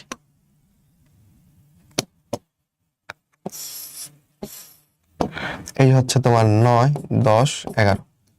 ওকে, এবার পুরুষ ঘাসফড়িং এর 9 নাম্বার খণ্ডকে থাকবে হচ্ছে তোমার সাবজেনিটাল প্লেট, ঠিক আছে? 9 নাম্বার খণ্ডকে কি পাবা? Subgenital plate. ওকে, আচ্ছা আচ্ছা। আর 10 নাম্বার খণ্ডকে ওর যে জননাঙ্গ, হ্যাঁ, পুরুষের জননাঙ্গের জন্য একটা বর্ধিত অংশ থাকে। ওকে, ওইটার নাম হচ্ছে তোমার অ্যানাল সার্কি। কি নাম বলো? অ্যানাল, এমন হচ্ছে কেন? অ্যানাল সার্কি। তো এটা একটা বর্ধিত অংশ আর কি, বুঝছো? এরকম একটা বর্ধিত অংশ থাকে, এটার নাম অ্যানাল সার্কি। এটা 10 থেকে আসে। 11 থেকে যেটা আসবে যেটার নাম হচ্ছে supra anal plate. Supra anal plate, এটার কাজ কি? এটা বেসিক্যালি ওদের পায়ুরন্ধ্রটাকে ঢেকে রাখে, ঠিক আছে? Supra anal plate. তাহলে সাবজেনিটাল প্লেট 9 নাম্বার থেকে, অ্যানাল সার্কি 10 নাম্বার থেকে, 11 নাম্বার থেকে সুপ্রা অ্যানাল প্লেট। দুইটা প্লেট আছে দুই পাশে, মাঝখানে হচ্ছে অ্যানাল সার্কি। বুঝছো? মনে থাকবে না? এই তো। তাহলে এখানে কোনটা জানতে চাইছে? Subgenital plate. উত্তর কি হবে? 9 নাম্বার। ডান। ওভিপজিটর কততম খণ্ডক? 9 নাম্বার খণ্ডক। অ্যানাল সার্কি ফিমেলে নাই, ঠিক আছে? ফিমেলে দুজনেরই তো বর্ধিত অংশ থেকে লাভ নাই, বুঝছো? ফিমেলে প্রজননের জন্য অ্যানাল সার্কি নাই, পুরুষে থাকবে শুধু সেটা। ইভেন ওই এই প্লেটটাও নাই ফিমেলের ক্ষেত্রে, সুপ্রানাল প্লেটও নাই। ফিমেলে শুধু 9 নাম্বার খণ্ডকে ওভিপজিটর পাবা, আর পুরুষে এই 3টা জিনিস পাবা। কোন অংশটি ঘাসফড়িং এর পৌষ্টিক নালীর প্রক্টোডিয়ামের অন্তর্ভুক্ত? প্রক্টোডিয়াম মানে কি? প্রক্টোডিয়াম মানে হচ্ছে একদম, মানে প্রক্টো মানে হচ্ছে তোমার পায়ু, বুঝছো? প্রক্টো মানে হচ্ছে পায়ু। তো পায়ুর দিকের যে অংশটা, এটা না হচ্ছে প্রক্টোডিয়াম। তো প্রক্টোডিয়ামে কি কি পার্ট থাকে? প্রক্টোডিয়াম থাকে হচ্ছে ইলিয়াম, কোলন, তারপর মলাশয়, বা যেটাকে তুমি রেকটাম বলতে পারো, রেকটাম, পায়ু। এই পার্টগুলো হচ্ছে প্রক্টোডিয়ামের পার্ট। তাহলে দেখো উত্তর কোনটা হবে? উত্তর হবে রেকটাম, ঠিক আছে? ক্রপ, গিজার্ড, গলবিল সবই হচ্ছে তোমার স্টোমোডিয়ামের অংশ। স্টোম মানে মুখ, তাহলে মুখের দিকে যে অংশ এটা হচ্ছে স্টোমোডিয়াম, সেগুলোর অংশ হচ্ছে ক্রপ, গিজার্ড, গলবিল এগুলো। ওকে, আচ্ছা অংশ 9 কোনটা? Okay fine, Ilium, rectum, colon সবই তো প্রক্টোডিয়ামের অংশ, ভাই শিখাইলো। গিজার্ড এটা স্টোমোডিয়ামের অংশ। ওকে, ঘাসফড়িং এর প্রজনন পরিপাক নালীকে আমরা 3টা ভাগে ভাগ করি। উপরের দিকটা হচ্ছে স্টোমোডিয়াম, মাঝখানে হচ্ছে মেসেন্টেরন। এই মেসেন্টেরনে কোনো আলাদা ভাগ বাটোয়ারা নাই, এটা একটা ইজি ব্যাপার হইলো। আর নিচের দিকে হচ্ছে প্রক্টোডিয়াম। ক্রপের বৈশিষ্ট্য, আচ্ছা ক্রপ বেসিক্যালি হচ্ছে এটা পাতলা প্রাচীরযুক্ত এরকম মোচাকার একটা অঙ্গ, বুঝছো? এটা হচ্ছে ক্রপ। আচ্ছা, তো ক্রপের বৈশিষ্ট্য এখানে কি ছাকনির মতো না, ছাকনির মতো যে কাজটা করে এটা বেসিক্যালি গিজার্ট করে, বুঝছো? গিজার্ট, গিজার্ট যেটা ধরো আমরা মুরগির ক্ষেত্রে যেটাকে গিলা বলি না, এটা মুরগির গিজার্ট, বুঝছো? আমাদের মানুষের কোনো গিজার্ট থাকে না, পতঙ্গদের ক্ষেত্রে এরকম একটা গিজার্ট থাকে। তো এখানে ছাকনির মতো কাজগুলো করে। Okay fine. আচ্ছা, কপাটিকা, ক্রপে কোনো কপাটিকা থাকে না, গিজার্টে কপাটিকা থাকে। কপাটিকা নয় আসলে, দাঁত থাকে আর কি, ঠিক আছে? এটাও তাহলে ক্রপের ক্ষেত্রে যাচ্ছে না। খাদ্য আংশিক পরিপাক করে, খাদ্য চূর্ণ বিচূর্ণ করে, এটাই আসলে ক্রপে। দেখো ক্রপে হচ্ছে, এখানে উত্তর হচ্ছে বি অথবা সি কোনো একটা হবে। ক্রপে বেসিক্যালি যেটা হয়, লালার এনজাইম পরিপাকের সূত্রপাত ঘটায়, বুঝছো? মানে পরিপাকটা শুরু হয় হচ্ছে এখান থেকে, ক্রপ থেকে। তো খাদ্য আংশিক পরিপাক করে, এইটাও অ্যাপারেন্টলি রাইট। আর খাদ্য ভাঙে, চূর্ণ বিচূর্ণ করে, এটাও রাইট। আমরা বিয়ের দিকে যাই, বুঝছো? এই আর কি, সিক্স সেন্স বলতেছে, এটা দাগাই এই জন্য। বেশ কিছু কনফিউজিং প্রশ্ন এরকম আসে, কিছু করার নাই। ঘাসফড়িং এর পরিপাক নালীর ত্রিকোণাকার গঠনটাকে কি বলে? ওকে, তাহলে মোচাকৃতির হচ্ছে তোমার কোনটা বলো? ভাই দেখাইলো ক্রপ। আর ক্রপের পরে থাকে গিজার্ট, ওইটা হচ্ছে তিন কোণা, ঠিক আছে? ত্রিকোণাকার। ঘাসফড়িং এর পৌষ্টিকতন্ত্রের মেসেন্টারনের অন্তঃপ্রাচীর কি দ্বারা নির্মিত? ঘাসফড়িং এর পুরা পৌষ্টিকতন্ত্রের ভেতর দিকের ওয়ালটা কাইটিন নির্মিত, শুধুমাত্র এই মেসেন্টারন বাদ দিলে। মেসেন্টারনের অংশটা এই পেরিট্রফিক পর্দা দিয়ে আবৃত। প্রশ্ন হতে পারে যে কেন ভাই এটা পুরো পৌষ্টিক নালী কাইটিন দিয়ে আবৃত, মেসেন্টারনটাকে কেন কাইটিন দেওয়া হলো না? কারণ মেসেন্টারন থেকে খাদ্যবস্তু শোষিত হয়, বুঝছো? তো কাইটিন হচ্ছে একটা অভেদ্য আস্তরণ। আগেই বলছি যে কাইটিন খুবই শক্ত। চিংড়ির খোলস, কাঁকড়ার খোলস, ওইগুলোতে কাইটিন থাকে। তাহলে এরকম শক্ত অভেদ্য একটা প্রাচীর যদি থাকতো, তাহলে কি মেসেন্টারন দিয়ে খাদ্যবস্তু শোষিত হইতে পারতো? পারতো না। তাই এখানে কি থাকে বলো? পেরিট্রফিক পর্দা থাকে। হেপাটিক সিকার সংখ্যা কয়টা? উত্তর হচ্ছে 6 জোড়া। ঘাসফড়িং এর পরিপাক তন্ত্র 6-এর খেলা, বুঝছো? তো হেপাটিক সিকার সংখ্যা হচ্ছে 6 জোড়া, কিন্তু এখানে তো জোড়া চাই নাই, কয়টা চাইছে? তাহলে উত্তর কত হবে? 12। এটা একটা গ্রন্থি, পরিপাক গ্রন্থি, ওকে? ঘাসফড়িং এর প্রোক্টোডিয়ামের অংশ কোনটা? আবার একই টাইপের প্রশ্ন। ইলিয়াম। ভালো কথা, ইলিয়াম বানান কিন্তু দুই ভাবে হয়, তাই না? একটা হচ্ছে ইলিয়াম, একটা হচ্ছে ইলিয়াম। বলতো এই ইলিয়ামটা কোন ইলিয়াম? দেখো, একটা ইলিয়াম হচ্ছে হাড্ডি, আর একটা ইলিয়াম হচ্ছে পরিপাক নালী, রাইট? তাহলে পার্থক্যটা কোথায়? এখানে যে পার্থক্য সেটা হচ্ছে ইতে অথবা আইতে, তাই তো? তাহলে বলো, হাড্ডি বললেই তোমার চোখের সামনে কি ভেসে ওঠে? হাড্ডি বললেই তোমার চোখের সামনে এরকম একটা স্ট্রাকচার ভেসে ওঠে না, বলো? এইটাকে আমি আই বানাই ফেলতে পারি না? হাড্ডি বুঝাইতে যেটা বুঝাইতেছে ওইটা হচ্ছে আই দিয়ে। আর পরিপাক নালী বললেই কি, পেটের ভেতরে পেঁচায় আছে না? দেখো তাহলে ইটা এরকম একটা পেঁচানো না? তাহলে ই দিয়ে যেটা লেখা থাকবে এটা পরিপাক নালী। তাহলে ইলিয়াম বানান কোনটা? এইটা, ওকে? আচ্ছা, সামনে যাই। ঘাসফড়িং এর হৃৎপিণ্ডের প্রকোষ্ঠ কয়টা? 7টা। রক্ত সংবহন তন্ত্র কোনটার মুক্ত? আচ্ছা, পাখির ক্ষেত্রে বদ্ধ, রুই মাছের ক্ষেত্রে বদ্ধ, ঠিক আছে? মানুষের ক্ষেত্রে বদ্ধ। পতঙ্গদের ক্ষেত্রে, আর্থ্রোপোডদের ক্ষেত্রে রক্ত সংবহন তন্ত্র মুক্ত, ঠিক আছে? মানে ওদের সিল থাকে, একটা গহ্বর থাকে, ওইখানে রক্ত উন্মুক্ত হয়ে যায়। আর ধমনী শিরা যাদের থাকবে, তাদের রক্তটা ধমনী শিরার বাইরে বের হবে না। পাখি বলো, মাছ বলো, মানুষ বলো, সবারই ধমনী শিরা আছে। ঘাসফড়িং এর আলাদা করে ওইভাবে ধমনী তন্ত্র, শিরাতন্ত্র নাই, ফলে রক্তটাকে দেহ গহ্বরে উন্মুক্ত হয়ে যেতে হয়। এরকম হইলে এটাকে আমরা মুক্ত বলি। কোনটি ঘাসফড়িং এর দেহে দেখা যায়? মেসোগ্লিয়া দেখা যায় হাইড্রাতে, সিলেন্টারনা হাইড্রাতে। খণ্ডকায়ন না, সবগুলো খণ্ডক কি সমান ঘাসফড়িং এ? না, এক একটা খণ্ডক এক এক রকমের। সমখণ্ডকায়ন দেখা যায় না। হিমোসিল দেখা যায়। সিল মানে হচ্ছে গহ্বর, বুঝছো? সিল মানে কি বলো? সিল মানে হচ্ছে গহ্বর। আর হিম শব্দটা আসছে রক্ত থেকে, তাহলে রক্তপূর্ণ গহ্বরকে তুমি বলবা হিমোসিল, ওকে? ঘাসফড়িং এর যে পেটের ভেতরে গহ্বরটা আছে, তুমি যদি ভুল করেও একটা তেলাপোকা কখনো তোমার পায়ের নিচে পড়ে পিষ্ট হয়, তুমি দেখবা যে ওর পেট থেকে একটা ফ্লুইড বের হয়ে চলে আসছে, তাই না? ওর পেটটা কি টসটসে থাকে, কারণ ভেতরটা ফ্লুইড দিয়ে পূর্ণ। ওই ফ্লুইডটার নাম হচ্ছে হিমোলিম্ফ, ওকে? আর ওই যে গহ্বরটাই ফ্লুইড দিয়ে পূর্ণ, ওইটা হচ্ছে হিমোসিল। ঘাসফড়িং এর রক্তের নাম কি? মাত্রই বললাম যে এটাকে বলতে হবে হিমোলিম্ফ, কারণ এখানে রক্ত এবং লসিকাকে আলাদা করা যায় না। আমাদের মানুষের ক্ষেত্রে লসিকা তন্ত্রে আলাদা করে লসিকা নালী আছে, তাই না? রক্তের জন্য আলাদা ধমনী শিরা আছে। তো মানুষের লসিকাকে তুমি আলাদা করতে পারবা, কিন্তু ঘাসফড়িং এর লসিকা আর রক্ত একসাথে মিলেমিশে থাকে। দ্যাটস ওয়াই এটাকে আমরা বলি হিমোলিম্ফ। হিম রক্ত, লিম্ফ লসিকা। রক্ত সংবহনের সঠিক পথ কোনটা? ঘাসফড়িং এর পুরো দেহে দুইটা পর্দা থাকে, এই দুইটা পর্দা দিয়ে ঘাসফড়িং এর পুরো হিমোসিলটা 3টা প্রকোষ্ঠে ভাগ হয়ে যায়। কিরকম ভাই? ধরো এটা একটা ঘাসফড়িং এর দেহ, ওকে? তাহলে এই হচ্ছে একটা পর্দা, এটা পৃষ্ঠীয় পর্দা, অঙ্কীয় পর্দা, ঠিক আছে? আচ্ছা, এখানে একটা সাইনাস থাকে, এটা হচ্ছে মস্তকের সাইনাস। এটার নাম কি বলো? এটা হচ্ছে মস্তকের সাইনাস, মানে মস্তিষ্কে মাথার ভেতরে একটা গহ্বর আর কি, এটাকে বলতেছি মস্তকের সাইনাস। আচ্ছা, আমাদের পিঠের দিকে থাকে কি বলো? স্নায়ু, সুষুম্নাকাণ্ড পিঠের দিকে থাকে না?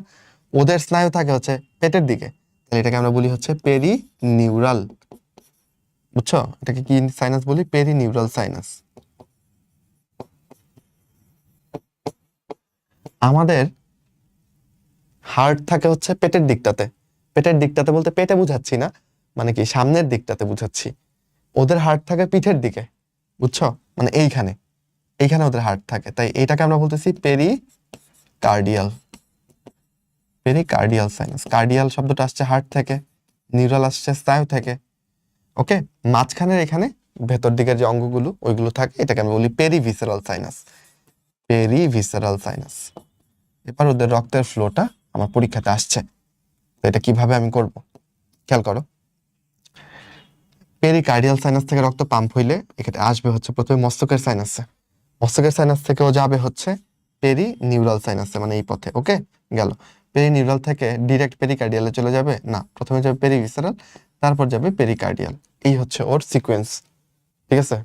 না, এদিক দিয়ে বের করে মস্তকের সাইনাস হয়ে নিচে আসবা, নিচ থেকে তারপর উপরে যাবা।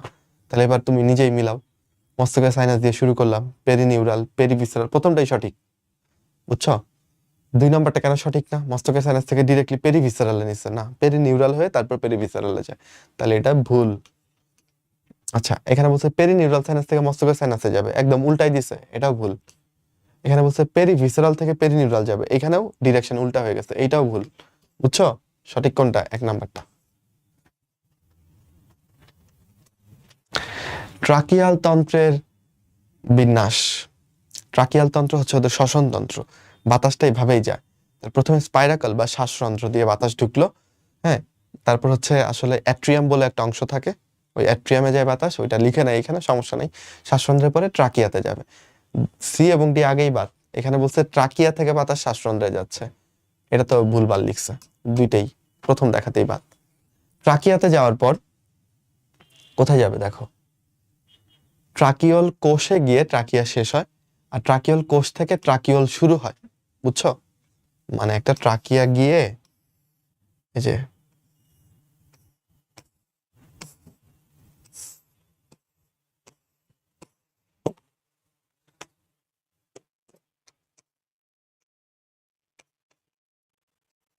ধরো এটা একটা কোষ, এটা হচ্ছে একটা ট্রাকিওল কোষ, সবুজ রঙের কোষটা, ঠিক আছে? দেখো ট্রাকিয়াটা প্রথমে এই কোষের মধ্যে যায়, শেষ হয়, এবং কোষ থেকে আরো ছোট ছোট কিছু নালী বেরোয়, এগুলো হচ্ছে ট্রাকিওল। বায়োলজিতে ওল শব্দটা থাকলে বুঝবা যে এটা আসলে ছোট মিন করছে, ট্রাকিয়া থেকে ছোট হলে এটা ট্রাকিওল, ওকে? তাহলে তুমি বলো যে ট্রাকিয়ার পরে ট্রাকিওল কোষ, তারপর ট্রাকিওল, তাই না? এরপর এখান থেকে তোমার বায়ুথলি বা কি বলে এটাকে, টিস্যু, এগুলা। উত্তর কোনটা হবে তাহলে? এ নাম্বারটাই হবে। ঘাসফড়িং এর স্পাইরাকলকে ঘিরে রাখে কোনটা? স্পাইরাকলকে ঘিরে চারদিকে একটা শক্ত আবরণ থাকে, ওটার নাম হচ্ছে পেরিট্রিম। পেরি মানে চারদিকে, আর ট্রিম মানে ছিদ্র, ওকে? এটা হচ্ছে পেরিট্রিম। পেরিট্রিম কোনটাতে অবস্থান করে বলো? স্পাইরাকলে অবস্থান করে, মাত্রই বললাম। আচ্ছা, টিনিডিয়া ঘাসফড়িং এর কোন তন্ত্রে পাওয়া যায়? টিনিডিয়া এটা বেসিক্যালি ট্রাকিয়াকে ঘিরে রাখে, এবং ট্রাকিয়া যেন চুপসে না যায়, বুঝছো? তাই এটার ভেতর দিকে একটা কি বলবো, আংটির মতো একটা গঠন, বুঝছো? এটাকে আমরা বলি টিনিডিয়া। আচ্ছা, তো টিনিডিয়া কোথায় পাওয়া যাবে? যেহেতু ট্রাকিয়াতে পাওয়া যাচ্ছে, এটা হচ্ছে শ্বসন তন্ত্রে পাওয়া যাচ্ছে। ঘাসফড়িং এর রেচনাঙ্গ কোনটা? মালপিজিয়ান নালিকা। নেফ্রেডিয়া কার থাকবে? অ্যানিলিডাদের, তাই না? আচ্ছা, শিখাকোষ কার থাকবে? প্লাটিহেল মিনথেসের। মালপিজিয়ান বডি এটা কাদের থাকবে? মালপিজিয়ান নালিকা তো থাকবে হচ্ছে ঘাসফড়িং এর, মালপিজিয়ান বডি কিন্তু আবার আমাদের থাকবে, ওকে? আচ্ছা, পুঞ্জাক্ষীর একক, পুঞ্জাক্ষীর একক হচ্ছে তোমার কি বলো, ওমাটিডিয়াম। তারপরে ওমাটিডিয়ামের কোন অংশ লেন্সের মতো কাজ করে? ওমাটিডিয়ামের যে প্রথম অংশটা ওইটা লেন্সের মতো কাজ করে, ঠিক আছে? ওই জিনিসটা কি বলো? ওইটা হচ্ছে কর্নিয়া। ওমাটিডিয়ামের যে প্রথম পার্ট কর্নিয়া, নাম শুনে একরকম মনে হচ্ছে, বাট কর্নিয়া হচ্ছে লেন্সের মতো কাজ করে। ওকে, অ্যান্ড দেন ওমাটিডিয়ামের কোন অংশ আলোর প্রতিসরণে সহযোগিতা করে? খেয়াল করে দেখো, প্রথমে এটা কর্নিয়া ছিল, কর্নিয়ার নিচে কর্নিয়া জেন কোষ থাকে, রাইট? কর্নিয়ার নিচে থাকে কর্নিয়া জেন কোষ। আচ্ছা, তার নিচে কি থাকে বলো? তার নিচে থাকে হচ্ছে ক্রিস্টালাইন, ক্রিস্টালাইন কোন। আচ্ছা, এখানে ক্রিস্টালাইন কোণের কথা বলে নাই। প্রতিসরণে হেল্প করে এই কর্নিয়া এবং এর নিচে থাকা ক্রিস্টালাইন কোণ, এই দুইটা। ক্রিস্টালাইন কোন কোষ লেখা আছে, ক্রিস্টালাইন কোন কোষ সাইড দিয়ে থাকে, যাদের সিক্রেশন থেকে এটা তৈরি হয়, বাট কোন কোষ কিন্তু প্রতিসরণে সহযোগিতা করে না। কর্নিয়া জেন কোষ কোনো প্রতিসরণে সহযোগিতা করে না, কোনো কোষই প্রতিসরণে সহযোগিতা করে না। কে কে প্রতিসরণে সহযোগিতা করে? কর্নিয়া লেন্সের মতো কাজ করে, আর হচ্ছে তোমার এই যে এখানে ক্রিস্টালাইন কোণ যেটা থাকে সেটা। তাহলে উত্তর হবে কি আমাদের? কর্নিয়া। ডান। নিচের কোনটা প্রতিসরণশীল অঙ্গ হিসেবে কাজ করে? প্রতিসরণশীল অঙ্গ বললে ক্রিস্টালাইন কোণ দাগাবা, ওকে, যেটা একটু আগেই বললাম তোমাকে।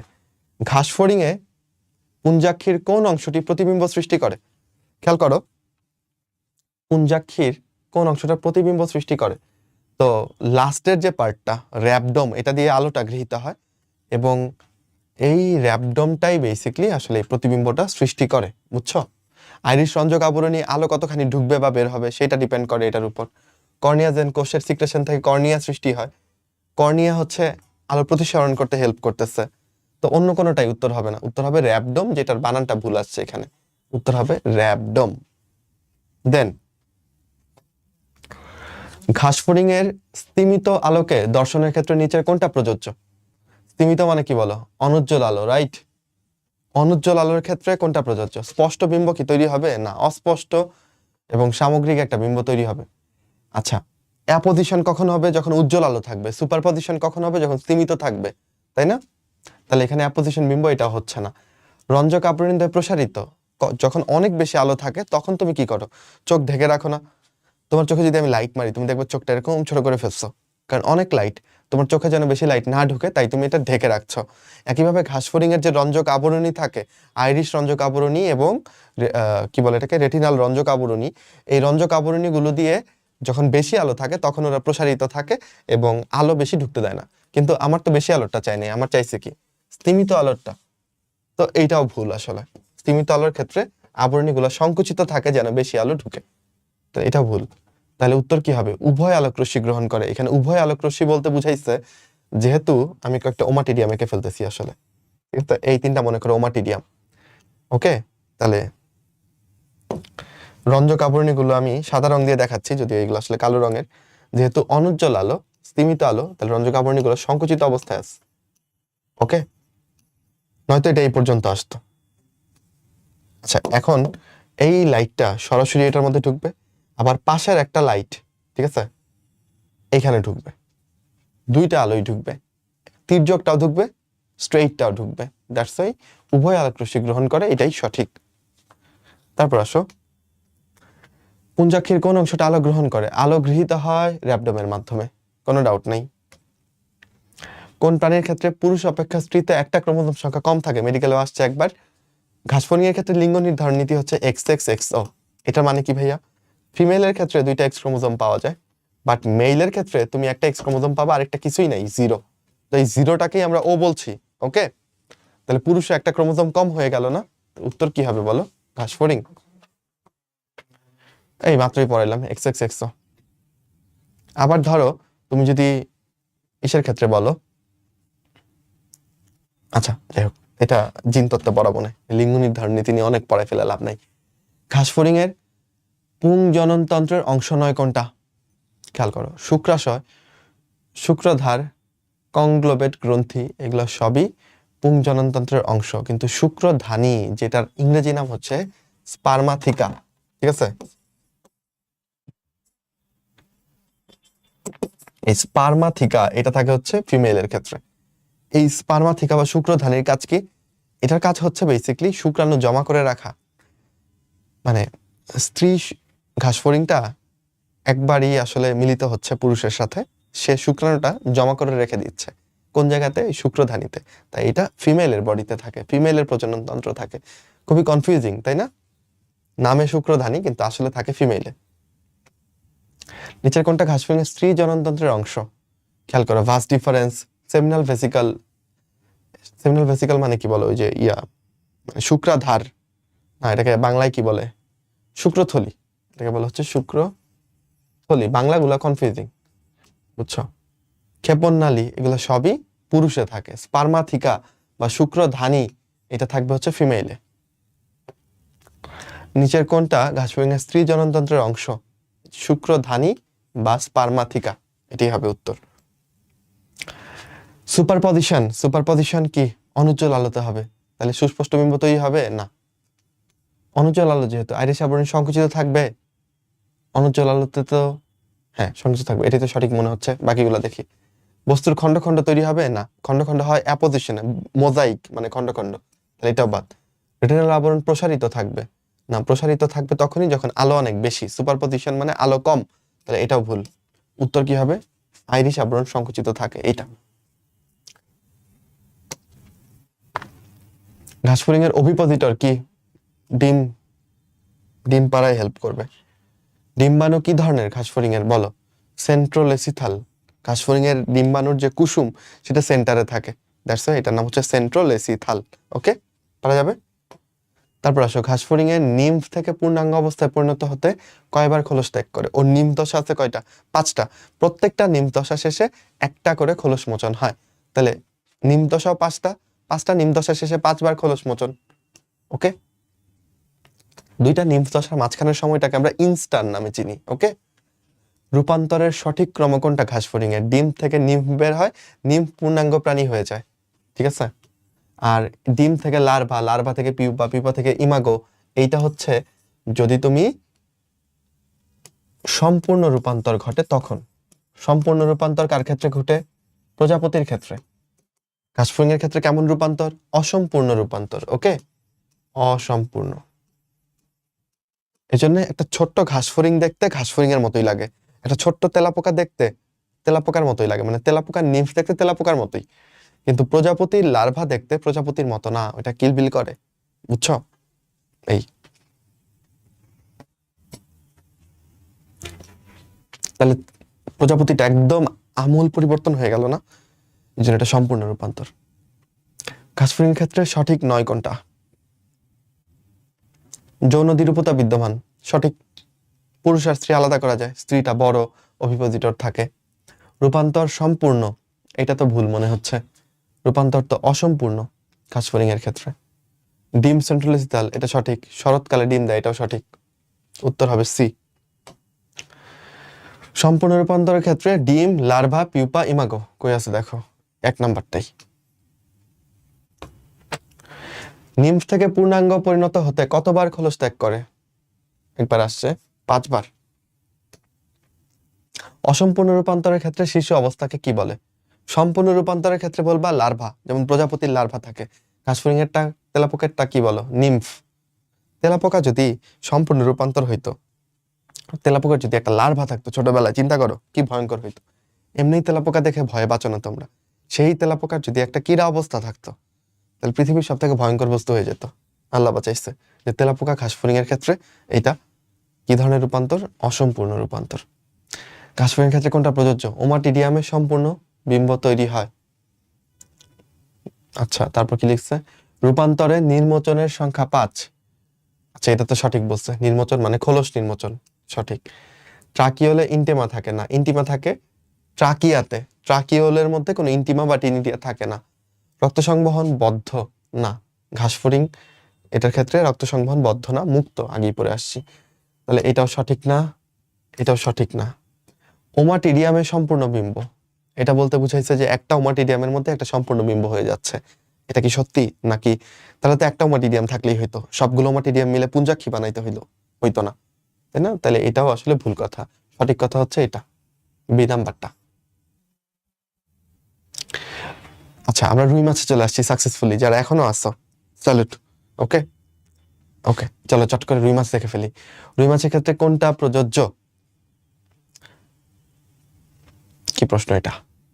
সার্কুলাস, ডেন্টাইন, বারবেল, হেটারো সার্কাল। আচ্ছা, মানে এখানে কোন শব্দটা রুই মাছের মধ্যে আছে?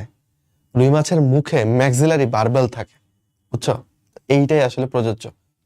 হোমো সার্কাল লেস থাকে, ঠিক আছে। ডেন্টাইন, সার্কুলাস এগুলা কেন দিচ্ছে জানি না, এগুলা ওইভাবে তো রুই মাছ আমি পাই নাই, তাই না? তাহলে বারবেলটাই দাগাবো আমি। রুই মাছের দেহের অঙ্কীয় তলে কয়টা ছিদ্র থাকে? 3টা ছিদ্র থাকে। কি কি ভাই? বইতে লেখা আছে, একটা জনন ছিদ্র, একটা রেচন ছিদ্র, একটা পায়ু ছিদ্র। জনন, রেচন, পায়ু, 3টা ছিদ্র। অযুগ্ম পাখনা কয় ধরনের? খেয়াল করো, 5 রকমের পাখনা আছে ওর, বুঝছো? 5 রকমের পাখনা আছে, এর মধ্যে যেগুলোর নাম প দিয়ে, এগুলো হচ্ছে অযুগ্ম। তো প দিয়ে কি কি আছে বলো? প দিয়ে আছে হচ্ছে পুচ্ছ পাখনা। পুচ্ছ, রুই মাছ চিন্তা পাখনা, এটাকে রুই মাছ হিসেবে ধরে নাও, তাহলে এটা হচ্ছে পুচ্ছ পাখনা। এটাও একটাই থাকে। এটা হচ্ছে পৃষ্ঠ পাখনা, ঠিক আছে। প দিয়ে দেখো, এটাও কটা? একটাই থাকে, তাই তো? আচ্ছা, তারপরে এটা হচ্ছে ওর পায়ু পাখনা। এই পায়ু পাখনাও কয়টা থাকে? একটাই থাকে। প দিয়ে যেগুলো সব হচ্ছে অযুগ্ম। অযুগ্ম কয়টা হইলো? 3। সংখ্যাটাও 3, অযুগ্ম মানে, অযুগ্ম মানে কি? জোন না। আচ্ছা, আর কি পাখনা থাকে বলো? আর থাকে হচ্ছে বক্ষ পাখনা, এটা হচ্ছে বক্ষ পাখনা, রাইট। আর এইখানে থাকে হচ্ছে একটা শ্রোণী পাখনা।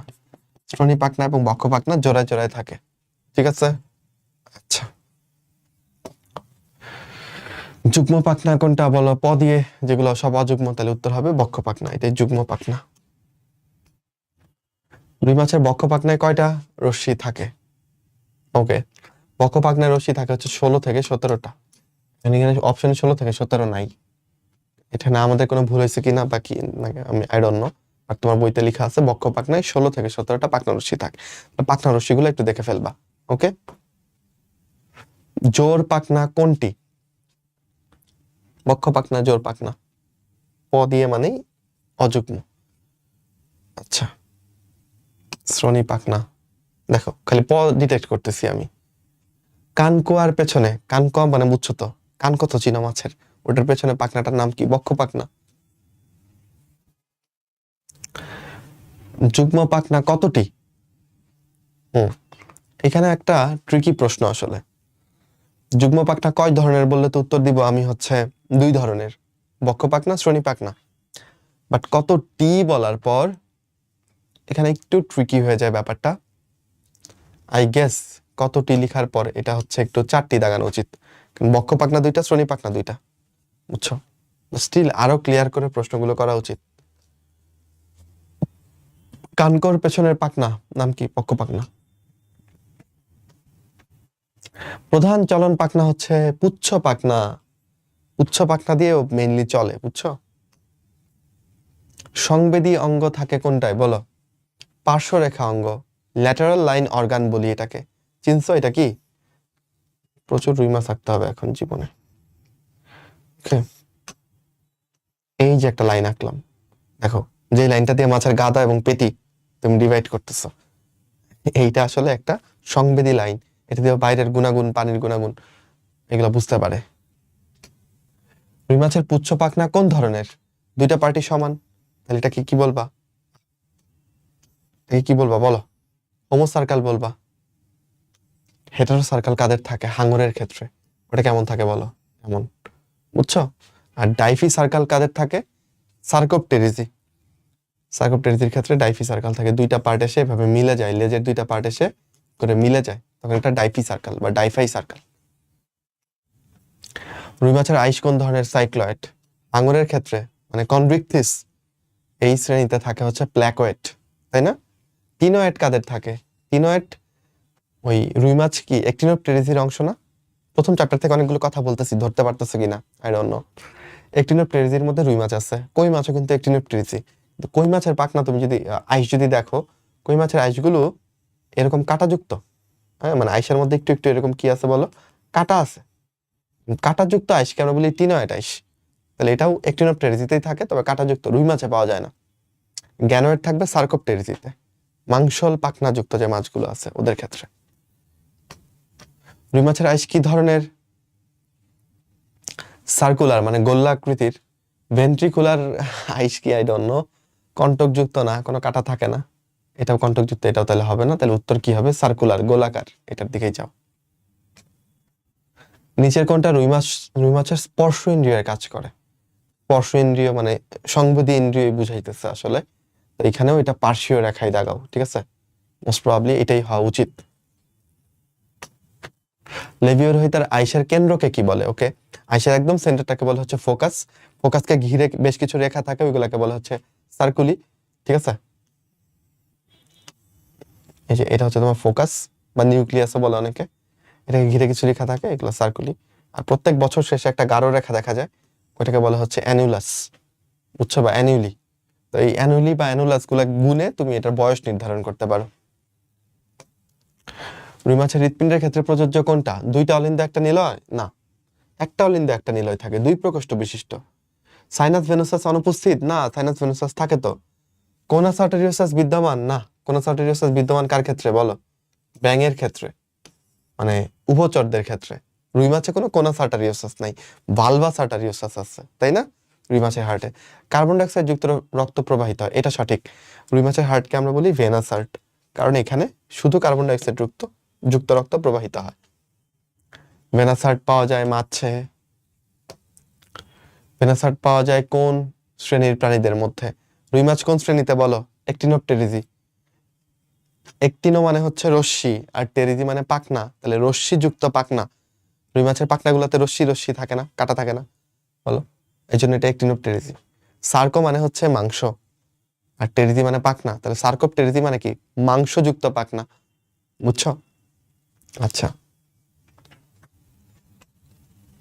রুই মাছের ক্ষেত্রে কোনটা সঠিক? মানে রক্তের প্রবাহের ক্ষেত্রে আসলে বুঝাইছে কোনটা সঠিক। ওকে, অলিন্দ থেকে নিলয়ে যাবে, নিলয় থেকে ভালভাস অ্যাওয়ার্টা মানে ভালভাস আর্টেরিওসাসে যাবে, এখান থেকে ফুলকা যাবে, এটাই তো সঠিক মনে হচ্ছে। বাকিগুলা দেখি। ভালভাস অ্যাওয়ার্টা থেকে নিলয়, না, উল্টা পথে দেখাইছে, এভাবে কখনোই রক্ত প্রবাহিত হয় না, তাই না? ফুলকা থেকে অলিন্দে তো আসবে রক্ত জীবনে, ফুলকা থেকে বিশুদ্ধ রক্ত সারা দেহে চলে যাবে, তাহলে এগুলা ভুল, এগুলা ভুল। উত্তর সঠিক হচ্ছে এ নাম্বারটা।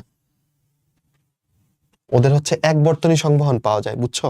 মানে হার্ট থেকে রক্ত বের হয়ে ফুলকাতে যায়, ফুলকা থেকে সারা দেহে চলে যায়, ফুলকা থেকে আবার কখনোই হার্টে ফেরত আসে না, এখান থেকে হার্টে ফেরত আসতেছে, তাহলে এটা ভুল।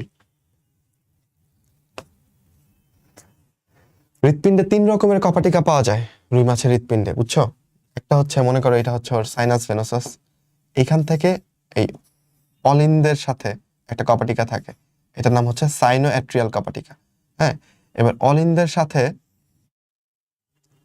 ধরো এটা যদি নিলয় হয়, অলিন্দ আর নিলয়ের একটা কপাটিকা থাকে, এটা হচ্ছে অলিন্দ নিলয় কপাটিকা। এরপর এখান থেকে ভালভাস আর্টেরিওসাস ওঠে, ভালভাস আর্টেরিওর সাথে নিলয়ের একটা কপাটিকা থাকে, এই কপাটিকার নাম কি? এটা হচ্ছে তোমার ভেন্ট্রিকুলো ভালভাস কপাটিকা। তাহলে একটা হচ্ছে সাইনো অ্যাট্রিয়াল, অ্যাট্রিও ভেন্ট্রিকুলার, ভেন্ট্রিকুলো ভালভাস, 3টা কপাটিকা। তাহলে এখন দেখো এখানে অলিন্দ নিলয় কপাটিকা থাকে, থাকে তো। আন্ত নিলয় বলে কিছু আছে নাই, আন্ত অলিন্দ বলে কিছু আছে নাই, বাল্বো অলিন্দ বলে কিছু আছে না, ভেন্ট্রিকুলো ভালভাস কপাটিকা আছে, ভেন্ট্রিকুলো ভালভাস, রক্তটা এদিকে যায়, তো এটাও তাহলে নাই। উত্তর কি হবে? এ নাম্বারটা। রক্ত সংবহন যন্ত্র এক বর্তনী বা এক চক্রীয়, মানুষেরটা দ্বিচক্রীয়। হৃৎপিণ্ডের ক্ষেত্রে কোনটা সঠিক? অক্সিজেন যুক্ত রক্ত পাম্প করে না, কার্বন ডাইঅক্সাইড যুক্ত রক্ত পাম্প করে। কোনো অক্সিজেন যুক্ত রক্ত হার্টে ঢুকে না। এক চক্রী সংবহন দেখা যায় ল্যাবিওরহিতার ক্ষেত্রে। ফুলকায় রক্ত সরবরাহ করে কোনটা? আচ্ছা, তাহলে দেখো কি হয় ব্যাপারটা। তাহলে এটা ধরো অলিন্দ, অলিন্দ থেকে নিলয়, নিলয় থেকে কি বলো? এটার নাম কি? ভালভাস আর্টেরিওসাস। এখান থেকে ভেন্ট্রাল অ্যাওর্টাতে যাবে রক্ত। তাহলে কি হইলো বলো? প্রথমে সাইনাস ভেনোসাস, তারপর অলিন্দ, তারপর নিলয়, তারপর ভালভাস আর্টেরিওসাস। ভালভাস আর্টেরিওসাস কোনো প্রকোষ্ঠ না, উপপ্রকোষ্ঠও না, এটা জাস্ট এই যে ভেন্ট্রাল অ্যাওর্টা, এই ভেন্ট্রাল অ্যাওর্টার গোড়া প্রসারিত হয়ে এটা তৈরি করছে। ওকে, আচ্ছা, এই ভেন্ট্রাল অ্যাওর্টা থেকে শাখা বের হয়, এই শাখাগুলো ঢুকে কোথায়? ফুলকাতে ঢুকে, এই শাখাগুলো ফুলকাতে ঢুকে। এই শাখাগুলোর নাম হচ্ছে অ্যাফারেন্ট ব্রাঙ্কিয়াল ধমনী। অ্যাফারেন্ট মানে কি? এটা প্রবেশ করবে, রাইট? অ্যাফারেন্ট, ওকে। আর ব্রাঙ্কিয়াল মানে হচ্ছে ফুলকা রিলেটেড, ব্রাঙ্কিয়াল। আচ্ছা, এ দিয়ে আমাদের বর্ণমালা আমরা প্রবেশ করি না, বলো? তাহলে এ দিয়ে হচ্ছে এফারেন্ট যেটা প্রবেশ করবে, ই দিয়ে এক্সিট না, বলো? তাহলে ইফারেন্ট কি করবে? বের হয়ে আসবে। খেয়াল করো, তাহলে ফুলকায় রক্ত সরবরাহ করবে এফারেন্ট ব্রাঙ্কিয়াল ধমনী, আর ফুলকা থেকে বের হয়ে আসবে ইফারেন্টটা। ঠিক আছে? ল্যাটারাল ধমনী, পৃষ্ঠীয় ধমনী এগুলা ফুলকায় যাবে না। সিউডো ব্রাঙ্কের সাথে যুক্ত থাকে কোন ধমনী? রুই মাছের ফুলকা থাকে 4 জোড়া, তবে এক জোড়া মিথ্যা ফুলকা থাকে, ওটাকে বলি সিউডো ব্রাঙ্ক। মানে কি, এটার ফুলকা আর্চ থাকে। ফুলকার আর্চ আবার কোনটা? ফুলকা যদি তুমি ছিঁড়ে দেখো, এটা হচ্ছে ফুলকার ওই যে নিচের দিকে যে শক্ত আর্চটা থাকে, আর এগুলো মনে করো ফুলকা রশ্মি। দাঁড়াও, ওকে, এগুলো ধরো ফুলকা রশ্মি, আর নিচের দিকে একটু সাদাটে করে একটা কি থাকে বলে, এরকম ফুলকা আর্চ থাকে। ওর এক জোড়া ফুলকা আছে, মানে মিথ্যা ফুলকা আছে, যেখানে হচ্ছে এরকম ফুলকা আর্চ পাওয়া যায়, বাট ফুলকা রশ্মি গুলা নাই। ঠিক আছে? বা ওইটা শ্বসনে হেল্প করে না, দ্যাটস এটাকে সিউডো ব্রাঙ্ক বলে। তো সিউডো ব্রাঙ্কের দিকে আসল কথা হচ্ছে, সিউডো ব্রাঙ্কে যে ধমনীটা যায় এটার নাম হচ্ছে হাইওয়েট ধমনী। কি বলো? হাইওয়েট। মানে এখানে হাইওয়েট অপশনটা নাই, সিউডো ব্রাঙ্ক। আচ্ছা, হাইওয়েট ধমনী তোমার এই সিউডো ব্রাঙ্কে রক্ত নিয়ে যাচ্ছে। ঠিক আছে?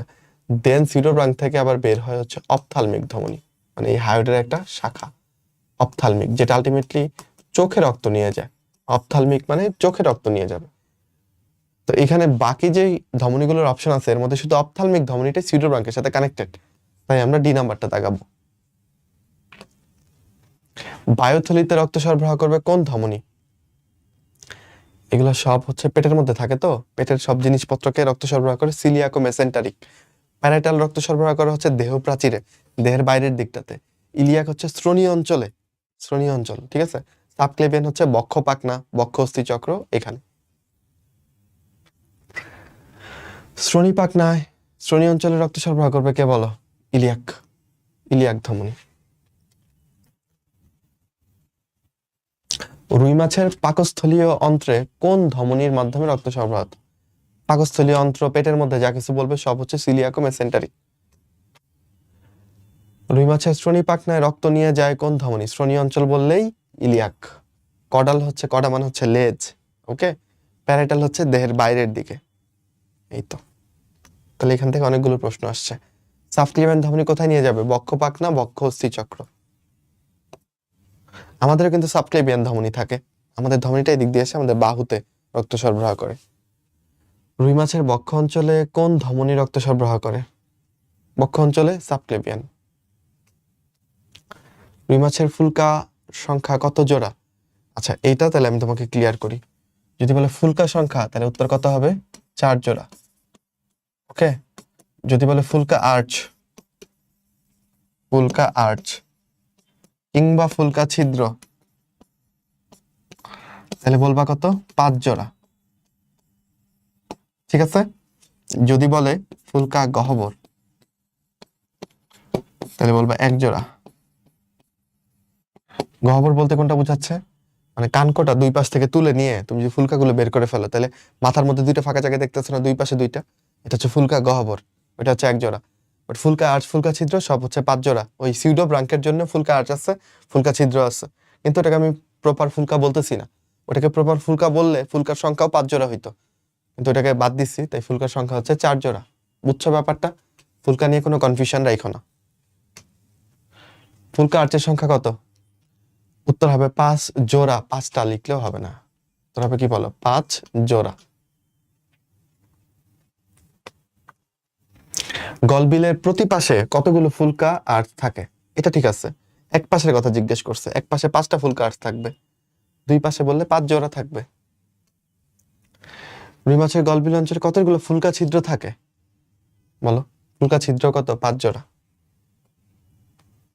রেটিয়া মিরাবিলিয়া রুই মাছের কোন অঙ্গে দেখা যায়? এটা তুমি দেখতে পাবা বায়ুথলির মধ্যে, মানে পটকার মধ্যে।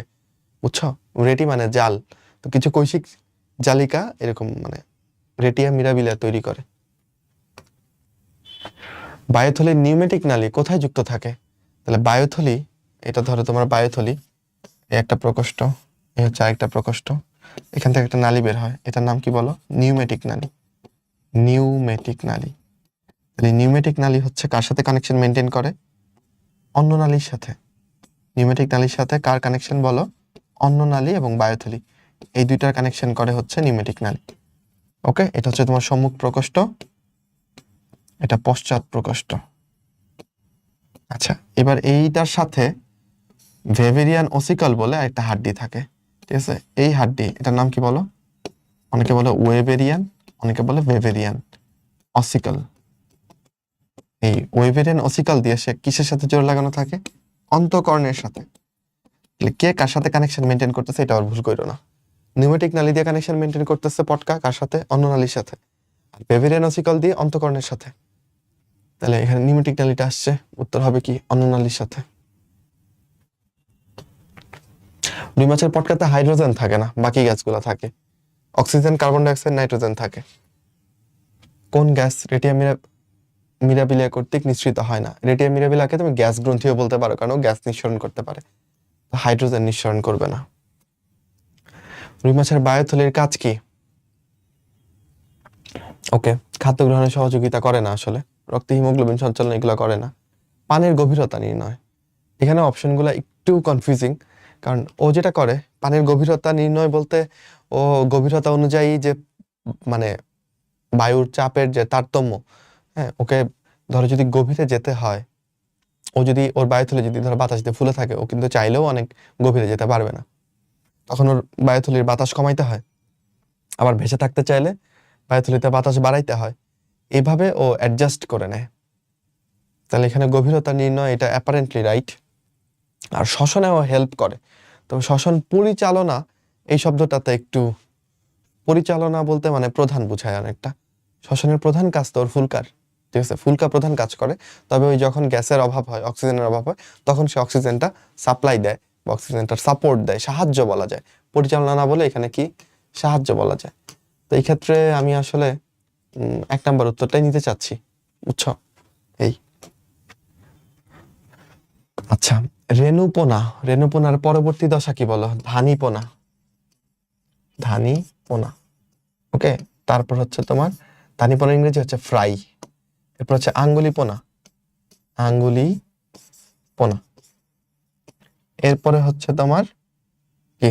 বড় মাছ বা ব্রুট ফিশ, ব্রুট ফিশ। আচ্ছা, রেণুপোনা কতদিন পর্যন্ত বলবা বলো?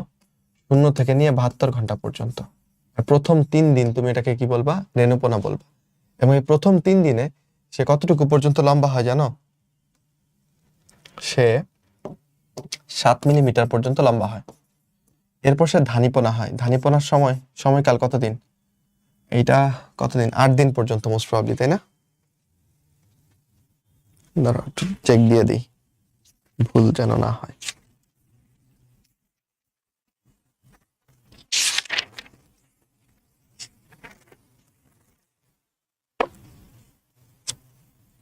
ঠিক বলছি। ধানীপোনা হচ্ছে তোমার 3 দিন থেকে নিয়ে 8 দিন, এবং এইখানে সে 12 মিলিমিটার পর্যন্ত লম্বা হয়। ওকে, এরপর 12 মিলিমিটার মানে কি? 1.2 সেন্টিমিটার মনে করো, এইটুকু। হ্যাঁ, এরপর সে মোটামুটি আঙুলের সাইজে তাকে দেখানো যাবে তোমার, তখন তাকে তুমি আঙুলিপোনা বলতেছো। এটা তোমার এই 9 দিন থেকে নিয়ে 30তম দিন পর্যন্ত তুমি এটাকে আঙুলিপোনা বলতেছো। আঙুলিপোনার পরে মানে 30 দিনের পর থেকে নিয়ে তাকে তুমি বলতেছো ব্রুট ফিশ। এই প্রশ্নটা আসছে কি? প্রশ্ন আসছে যে নিচের কোনটা রুই মাছের রেণুপোনার দৈর্ঘ্য? তাহলে রেণুপোনার দৈর্ঘ্য অবশ্যই 7 মিলিমিটারের কম হবে। তাহলে উত্তর কোনটা দাঁড়াবে? এ নাম্বারটাই। বাকি সবগুলো দেখো 7-এর বেশি। ওকে, তাহলে এইটা কার দৈর্ঘ্য বলো? এটা ধানীপোনার দৈর্ঘ্য। আচ্ছা, 12.8 এটা কি ধানীপোনা হবে? না, ধানীপোনা 12 মিলিমিটার পর্যন্ত হয়, 12.8 হবে আঙুলিপোনা। ওকে, এটাও আঙুলিপোনা। রেণুপোনার দৈর্ঘ্য কত মিলিমিটার পর্যন্ত হয়? 7 মিলিমিটার। আঙুলিপোনার বয়স সীমা, ফিঙ্গারলিং, এটা বয়স সীমা কতদিন? 9 দিন থেকে 30 দিন। কোন নদীতে রুই মাছের প্রাকৃতিক প্রজনন হয়? এটা সবাই পারো, তাই না? হালদা। রুই মাছের নদী জিজ্ঞেস করলে এটা হালদা। প্রাকৃতিক জিন ব্যাংক সমৃদ্ধ মৎস্যখনি বলা হয় হালদা। বেসিক্যালি যেটা হয়, হালদার সাথে আমাদের বড় বড় প্রধান নদীগুলোর কোনো কানেকশন নাই, পদ্মা, মেঘনা, যমুনার, বুঝছো? তো হালদাতে আমাদের ওই মানে পদ্মা, মেঘনা, যমুনার সাথে তো বিভিন্ন অন্যান্য ছোট ছোট নদীরও কানেকশন আছে, এবং দেখা যায় ভারত থেকে বা অন্যান্য জায়গা থেকে মিশ্রিত বা ক্রস যে ফিশগুলা বা ধরো অন্য জিনোটাইপধারী যে মাছগুলো আছে এগুলা প্রবেশ করে এবং আন্তঃপ্রজননের ফলে এখানে একটা মানে তুমি বিশুদ্ধ যে জিন সেটা আর পাবা না। মানে বাংলাদেশি রুই মাছের যে বিশুদ্ধ জিন এটা আর পাওয়া যায় না। কিন্তু হালদা নদীতে অন্য নদীর মাছ মিশ্রিত হওয়ার সুযোগ থাকে না, ফলে এখানকার মাছগুলো এখানে আছে, ফলে তাদের নিজেদের মধ্যেই ব্রিডিং হচ্ছে। নিজেদের মধ্যে ব্রিডিং হওয়ার ফলে এখানে বাইরের কোনো বৈশিষ্ট্য মিশার সুযোগ পায়নি। যারা বার্মিস বা ইন্ডিয়ান বা চাইনিজ একটা রুই মাছের বৈশিষ্ট্য এখানে মিশার সুযোগ পায়নি। দ্যাটস ওয়াই এটা প্রাকৃতিক জিন ব্যাংক। ওকে, রুই মাছের সবচেয়ে বড় প্রাকৃতিক প্রজনন ক্ষেত্র এটাও হালদা। এবং এরই মধ্য দিয়ে আমরা শেষ করলাম। তো সবাইকে অসম্ভব রকমের ধন্যবাদ। ঠিক আছে, ক্লাসগুলো বন্ধুদের সাথে শেয়ার করো যেন বন্ধুরাও ক্লাসগুলো করে ফেলে। আর একা একা পড়তে গেলে দেখবা যে এই প্রশ্নগুলো সলভ করতে গেলে তোমার অনেক সময় লাগবে, কিন্তু এই 1.5 ঘন্টা সময় ব্যয় করে তুমি কিন্তু খালি যে প্রশ্ন 160টা প্রশ্ন পড়লে এরকম না, এটার সাথে সাথে রিলেভেন্ট অনেকগুলো জ্ঞানও কিন্তু তুমি নিয়ে নিলা, তাই না? আশা করি সৃষ্টিকর্তা তোমার মঙ্গল করবেন। তুমি চেষ্টা চালায় যাও, স্বপ্ন ইনশাল্লাহ পূরণ হবেই। আর বেশি কথা বলতে চাচ্ছি না, শেষেও অন্য একটা ক্লাস প্ল্যান করে ফেলো, কখন দেখবা, কি করবা। আর এই ক্লাসগুলো দেখে শেষ করে ফেলো, আমাদের যে এমসিকিউ ক্লাসগুলো আছে। ওকে, টাটা, ভালো থেকো, দোয়া করো আমার জন্য, তোমাদের জন্য দোয়া ভালোবাসা। আসসালামু আলাইকুম।